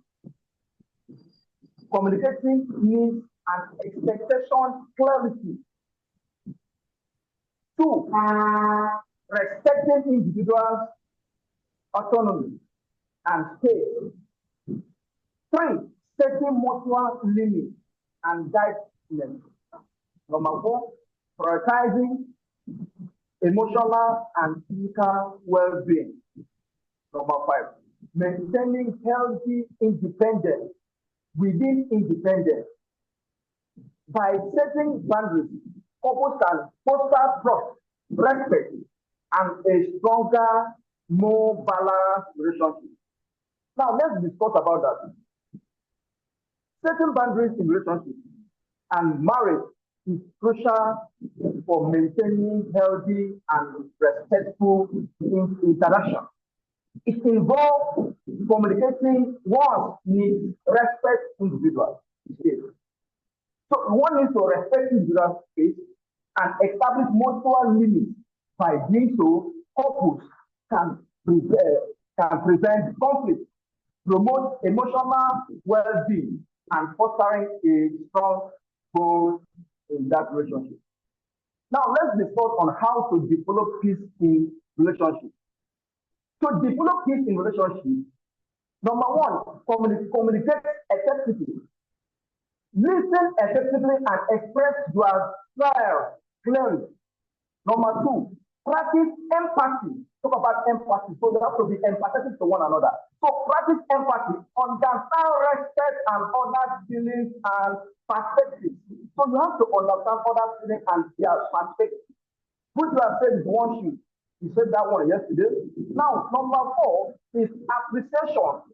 You have to have a heart of appreciation. If someone do something to you, learn how to say thank you. Appreciate that person, whether in time or otherwise. In business, in every angle. As husband, learn to appreciate your wife. As a wife, learn to appreciate your husband. As a son, to appreciate is vice versa. So if we cultivate these habits, we will know how to develop and set boundaries in our relationship. Number 5, fosters trust. Be reliable and transparent and honest with each other. So you have to allow yourself, you have to be free with one another. By implementing these strategies, you can create a peaceful and harmonious relationship. So that is it.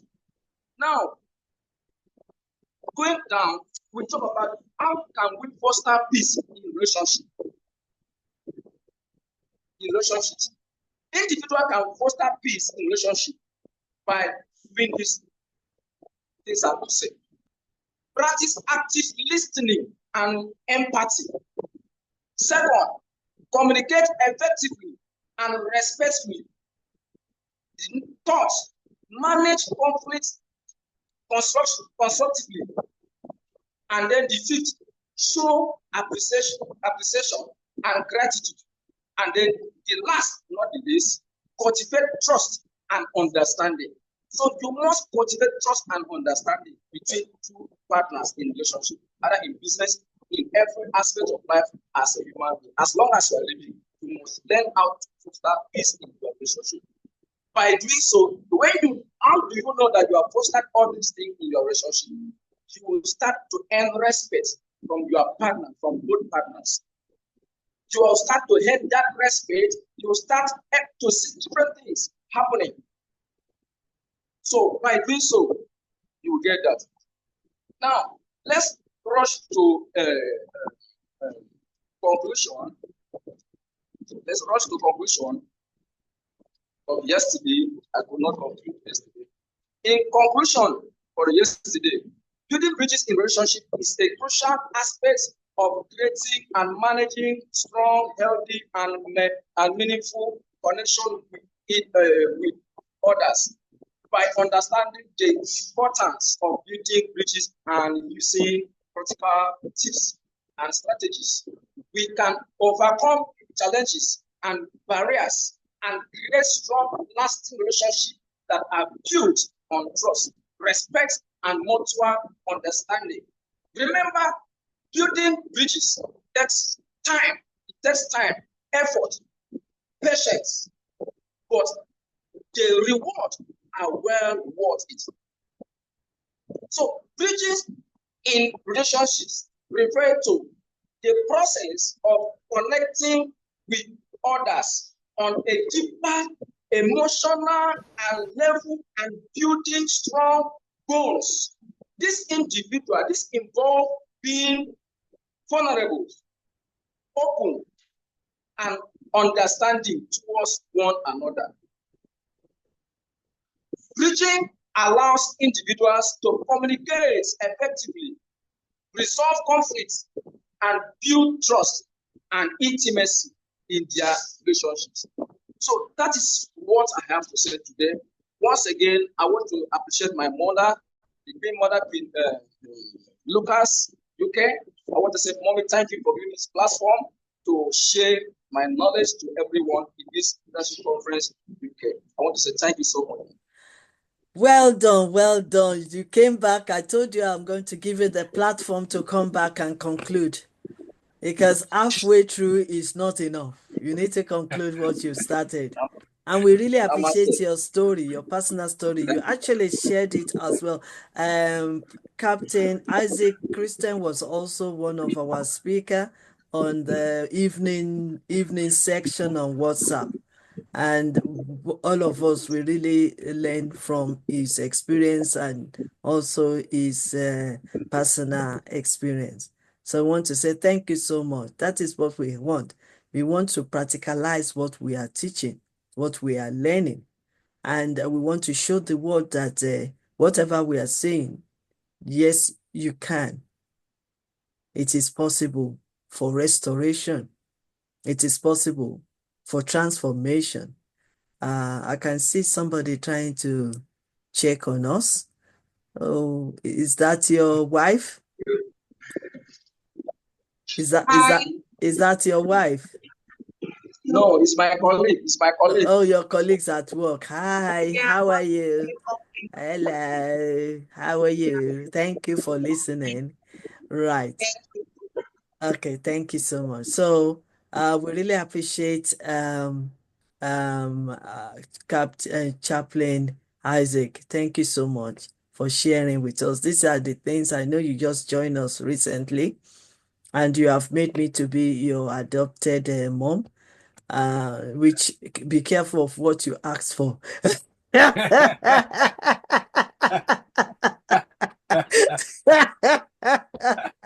Because it's not an easy road to it. It's not an easy road to Elizabeth Lucas Afolalo.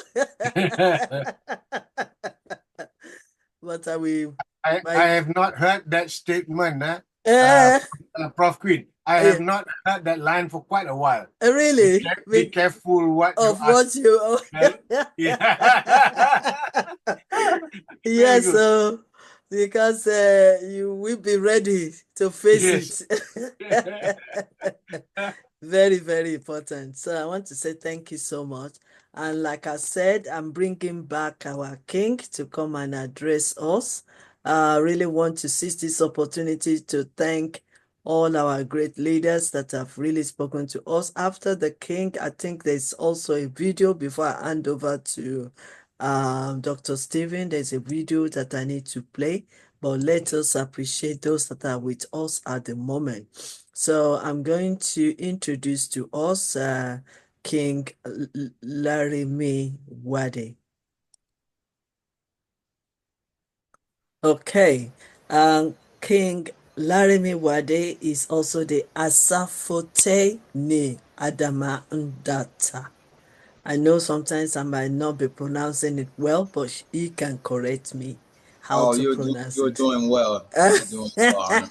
Doing a great job overall, not just in this moment, but in general. Thank you for your persistence. Thank you for your dedication. Once again, happy belated birthday. I know I wasn't here for the last couple of days. Yes. I was in transit and was kind of overwhelmed with some prior responsibilities, some prior obligations. So I wanted to settle those things before returning and give you my personal happy birthday. Thank you for being alive. Thank you for everything you have done and given. Okay, hold on a minute. Hold on a minute. Okay, all right. Okay, I know we get the idea, but I just wanted to show my sincere appreciation for everything. You know, it's been. Oh, It's you been. started again. Can you hold? Can you pause? Go I'm pause sorry. immediately. I'm sorry. I'm sorry. Okay, so these are the profile. I know we've read it before, so I just want to show it again about our wonderful His Royal Highness King Laramie Wade from USA. So these are the information in case you want to get in touch with him. His leadership spans multiple forms of governing, traditional govern, and also other local government as well. So spiritual government. So you can see he has already categorized his responsibility. And I just want to appreciate him once again, especially this local government, his role as the head traditional ruler of Idiriko town, Nigeria. I liked the ability to lead as the grassroots level, focusing on community development, infrastructure planning, and local policy implementation. So it's also the Grand Master of Americanos, because I told you he's from America. Americanos Royal Divine Cat Law Temple and Diplomatic Ambassador of Vundun. He also established a spiritual governance structure that connects and community that connects communities across the continents. His role requires no understanding of diverse spiritual tradition and their integration into global diplomacy, royal advertisement, and international relations. His advisory role has included providing strategic counsel to monarch, state leaders, and international organizations through initiatives such as the Royal Council of Adama Nta. He has advised on policies that align with the UN Sustainable Development Goals while respecting traditional and spiritual practice. His efforts to renovate and operationalize the Tofa Royal Palace and Temple in Oda Bini amplifies the commitment to preserving cultural heritage while fostering economic growth and international tourism. So, and many, many more. Collaborating with government and corporation, it's collaborated with large corporation and government agencies to addressing challenges in global trade, corporate governance, and economy. His workers include advising multinational corporations on corporate social responsibilities and sustainability strategies, partnering with governments to develop trade policy and investment framework that stimulates local economies while fostering international cooperation, leading cultural diplomacy initiatives that promote mutual understanding and pave the way for international partnership, and many, many, many, many more. So permit me to welcome uh, uh, His Royal Highness King Laramie Wede.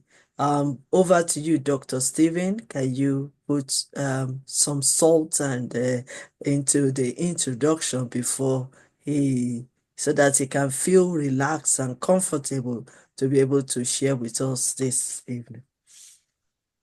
Right, ma'am. I'm truly grateful to you, Professor Dr. Queen Elizabeth Lucas, for this wonderful opportunity. It's an honor to present His Royal Highness King Laramie Wade, who is an exceptional individual whose contributions in personal growth and mindset transformation have left an indelible mark. His leadership is defined by a clear vision and a steadfast commitment to empowering those around him. His Royal Highness King Laramie Wade, with his deep expertise in cultivating stronger relationships through mindset, he brings invaluable insights that can truly transform lives. His influence extends from beyond his numerous achievements, as he is a trusted mentor who motivates others to reach their highest potential. Today, in this masterclass, Mindset for Transforming Relationships, he will share powerful, actionable wisdom with us. We are fortunate to have him here as his work continues to inspire, elevate all those fortunate enough to learn from him.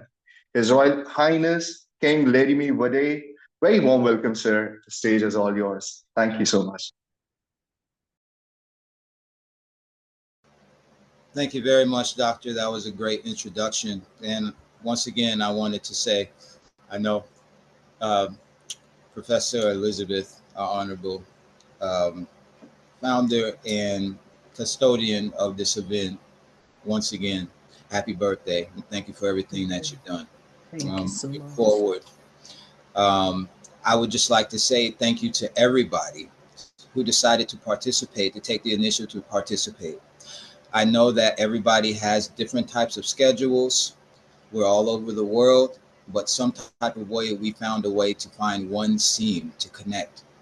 And I'm very happy for that. And it shows that there is potential in any particular situation, no matter the circumstances, that we can come together and unite in order to have one energy, one force from one nature that is helping us to uplift each other, that is helping us to reassure that we can do different things and we can do uh, different aspects of the where we come from and the places that we are going to help to influence and set the example for us to have a global community and to empower our global community even more. So I appreciate everybody who took the time to come on to the platform and be a part, involve themselves, and be sincere about their journey and what they can do to give. And so, once again, there have been a couple of days where I had been absent because I was in transition, but now that I'm back, it's good to be able to just impart something strictly just out of my heart into uh, this specific date and this specific platform. And I would really like to talk about some of the things going into my background and things that helped me to establish various forms of transformative relationships, not only with individuals, but large organizations as well as corporations, even governments. As you can see, I have a very unique look. And so, because of that, a lot of different times, there are a lot of initial um, assumptions that could be made about the way someone looks, but we should never let anything like that limit us to our capabilities. There may be some of us who were born with certain things that are maybe physical limitations, mental limitations, and otherwise. But regardless, you still, with the heart and the determination and the spirit of the greatest creation force, can overcome any limitation that has been set for you on this earth. So I just want that to be a reminder to anyone, regardless of where you're starting from now, whether you're just now starting to try to expand your relationships cross culturally or globally, or if you are very well seasoned and have had established many relationships, that there's also and always going to be a way for us to continue to connect, to continue to do even more, to continue to make a selfless sacrifice so that we can all see a mutual growth in the potential of us as a human people, of us as a global village, of us as a collective culture, where we represent the culture of progress, where we represent the culture of spiritual growth and strength. And I'm just very happy, regardless of what has been vocalized, I can feel that the people are here for a specific reason. And I'm glad that I was given the opportunity to be a part of this type of collective and furthermore to be a trainer and a speaker.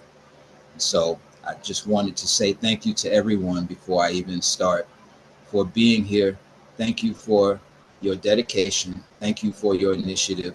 And thank you for your persistence in providing such a great platform that is free of any type of maybe economic limitation. Normally, these types of things, people charge maybe exuberant amounts in other places, but due to the kindness and genuine sincerity of the people, including the founder of such an organization, this has been brought to you free of charge. And so, for everybody to even use this as a point of reference for people who are not even participating in real time, to go back and to be able to view the videos and use these as a point of reference for greater empowerment, as well as to lead on to things that can help with creating even further engagements, study sessions, groups. There are many things that I feel that are going to grow from this particular platform.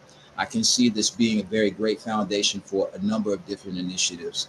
And this is one of these things that I wanted to highlight, even in my own personal endeavors, to, yes, unabashedly promote it, which I did earlier, which I believe Her Honorable spoke about earlier, with posting and things like that, and to, give a little leverage wherever I can. So with that being said as well, if there are any participants now who are part of organizations or groups, if they could list those groups for me, I would like to take a look at each one of these groups and see how I could be of some help and some assistance to any degree, whether it be through my active participation, active membership, active contribution, any of those things, as to just show that particular initiative, which we're speaking in real time, not only to look back at our past relationships and see the things that actually were transformational, but to see this in real time with the people who are currently here.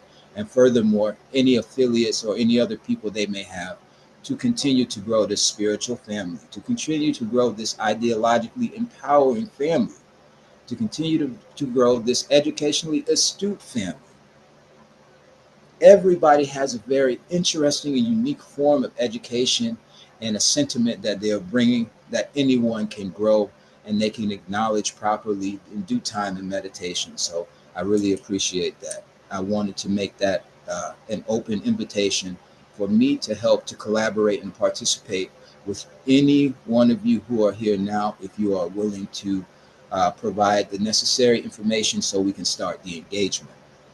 Um, as far as relationships, I wanted to go back into a larger scale of the relationship in dealing with something that is not necessarily a living soul, but a collective or a collective organism, such as organizations and otherwise governments, and how to deal with these types of situations. And once again, transforming a relationship in this particular circumstance.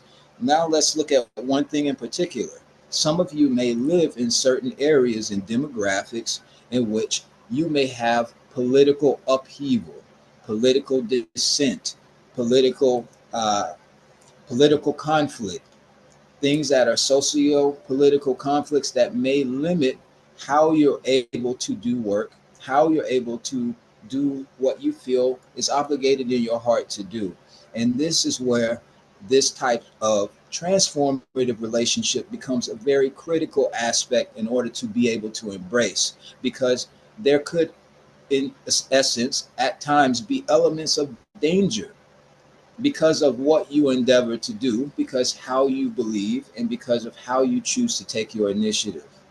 And so let's look a little bit closer at the different types of uh, initiatives that we can take under very trying situations where you may be dealing with a certain relationship that is a difficult relationship, such as the relationship between citizen and government, such as the relationship between local traditional leadership and the individuals within a specific village or a specific quarter, specific towns, and situations like that. So, in doing that, I want to give some of my personal experiences in certain things that even currently, um, living here within the diaspora, we have our own certain unique set of um, difficulties that present themselves from time to time, dealing with local government organizations as well as larger government organizations.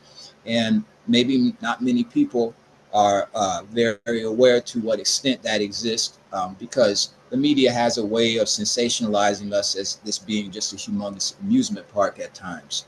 And so it's good to get someone whose feet are on the ground to give you a better insight as to some of the different circumstances that have had to be objectified into a greater resolve in dealing with these organizations, and then also a different path in terms of maybe creating a good, positive tangible leverage into even integrating and finding a common ground with said organizations. So I wanted to give some of my background into some of the different situations like that. For instance, I have worked with the Senate. I've spoken at the Senate, and I'm going to be able to provide that video here shortly for you guys to see, where I worked with the local Senate and I spoke to the local Senate at the Capitol building in reference to a lot of the cultural ambassadorship and a lot of the cultural diverse work, both traditional and spiritual, that I'm doing over in West Africa and beyond, moving into Asia as well, in the Philippines, China, India, and different places like that.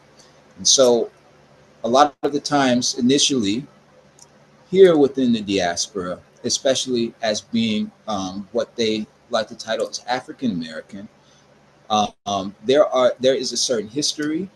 There are certain stigmas that are associated with the history, and certain things that come from the resultant rebuttal of the said local culture, because of a certain type of treatment, whether it be by law enforcement, whether it be by corrupt government officials, or what have you. Regardless of the position you may take on our currently new elected leader, who is Donald Trump, for those who are not in the know, we have to still try to make the best of the circumstances and the situation, no matter who is in office. Why? Because if you are bound to this type of objective, if you are bound to this type of initiative spiritually, then it matters not who is in charge. Ultimately, you have a spiritual obligation to fulfill, and you have been tasked not only to fulfill those things, but to do those things, as Her Honor will say, with grace, and to be able to exemplify those things that we understand as being subject of the higher power to work within us. So this is always going to be a challenge, especially with today's socioeconomic climate, in which things are rapidly changing, especially here within the diaspora, with a completely new system of governance and the participants in this government being more focused and leaning towards corporate advancement, and at the same time minimizing human rights in a certain effort. For instance, there was a specific initiative taken by our president in order to remove us from the United Nations Human Rights Council. This was a few days ago. I don't know how many people were informed of this, but we have literally been removed from the Human Rights Council. Now, there are certain implications to this type of initiative. And in many senses, there are people who are outraged by this. This is one of many things that has been initiated recently by our current president. I'm sure many people speaking on this platform have experienced certain levels of either corruption from their local governments, especially the individuals that may be on this platform who are from areas such as Nigeria, areas such as Democratic Republic of Congo, and otherwise. And I'm sure there are a number of other places in getting into Asia and various places where there may be upheaval due to political dissension. And so what are you supposed to do in this situation? How can you remain encouraging to the people of your local towns and your local areas, while at the same time maintaining an initiative to try to help to improve the way that either the perspective of an intangible or a collective organism such as the government views the people, and how the people view that government? Some people would assume that it would take some level of skill to create this type of formidable bridge. And in many different cases, we have not seen this in totality, and it is still a work in progress in many places. So I wanted to give some instances where these were some of the things that currently we've had to learn how to create very creative and, you know, uh, impactful ways that are basically rooted in a very strong spiritual foundation, and a number of things having to do with creating organizations such as civil society organizations, development of NGOs, which are known as non-governmental organizations, as well as the development of IGOs, intergovernmental organizations, in which I'm very well versed in the registration and the development and also the upliftment of said organizations. I personally have registered and helped to develop over 10 different NGOs and IGOs, which are currently on the United Nations Civil Society database. With this type of organizational planning and development, it has helped me to do a number of different things. One thing more specifically, helped to interface with larger organizations to show more distinctly certain aspects of things that we find to be imperative in our community and humanitarian platform levels that we feel as though we are not able to articulate in a direct manner to the local government or to the local governing bodies, whether they be traditional or otherwise. So this has also been one of the things that's been very helpful, is the fact that creating a more dedicated and detailed instance of the organization and have that organization to be reflected from a larger scope of intergovernmental recognition, and then rolling this down to a more localized level, and then showing the initiative from that collective, a more organized, a more collectively aware, meaning that the participants that are within the civil society can also see the initiatives that are being executed. And so, with that type of awareness from that collective, that actually helps to impact the suggestive notice to the smaller governing organizations when they say that, hey, this is a UN organization, and even in its auspices, the other people can see that these initiatives are being taken. So why are these initiatives not being recognized on a local level? And so when you begin to put these two together as a balance of what the larger recognizes and what the smaller fails to recognize, a lot of times that is, like we were talking about before when we had an initial conversation and I was available. Sometimes it is your example that you lead that is the unspoken initiative for change. And in this case, it can be a very delicate situation dealing with governance, because you're dealing with people for either one reason or another in these positions. Some people are genuinely in these positions to help. Other people are in these positions as a footstool to power, or what they perceive as being power. Okay. Other people are in these positions for money, or the potential to make more money. And to be able to distinguish these things and then understand where you come in as a spiritual body, as a spiritual vessel, and with a vision that will require a collective initiative, can be a very tedious and meticulous situation to deal with. So take it with grace. Take your time and plan your steps. Gather the people. Decide the protocol. Decide what the missions are going to be and make them very clear. Begin to create very small steps that will be milestones leading to this overall mission accomplishment. And as each milestone, or even each obstacle or hurdle, is negotiated, make sure to record every part of what you are doing so that you are building a positive record of reference. what we want to do is try to embody as much as we can the formalities which are respectable unanimously. And we can do that. We can do that as individuals. We can do that as a global community. When you show this type of autonomy and execution of organized collective thought, respectful delegation,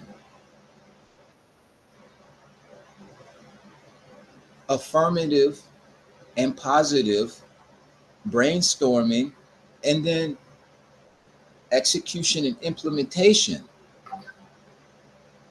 of said concepts. And when they see these types of things coming from a collective, the result is usually overwhelming, and we are prone to see changes where they weren't currently. I know this to be true even on the local level here. I live in the United States in the Southeast region, the state of Georgia. I live in the capital, Georgia, which is Atlanta, Georgia. So I live in the city. And I have seen personally how even with the organizations that I have founded or I participated in at the grassroots or the ground floor level have made their way to the actual inner workings and inner chambers of the larger government, dealing with senators, congressmen, and even right now, we have some particular initiatives in which we are going to be in communications with the president and certain key lobbyists within the presidency.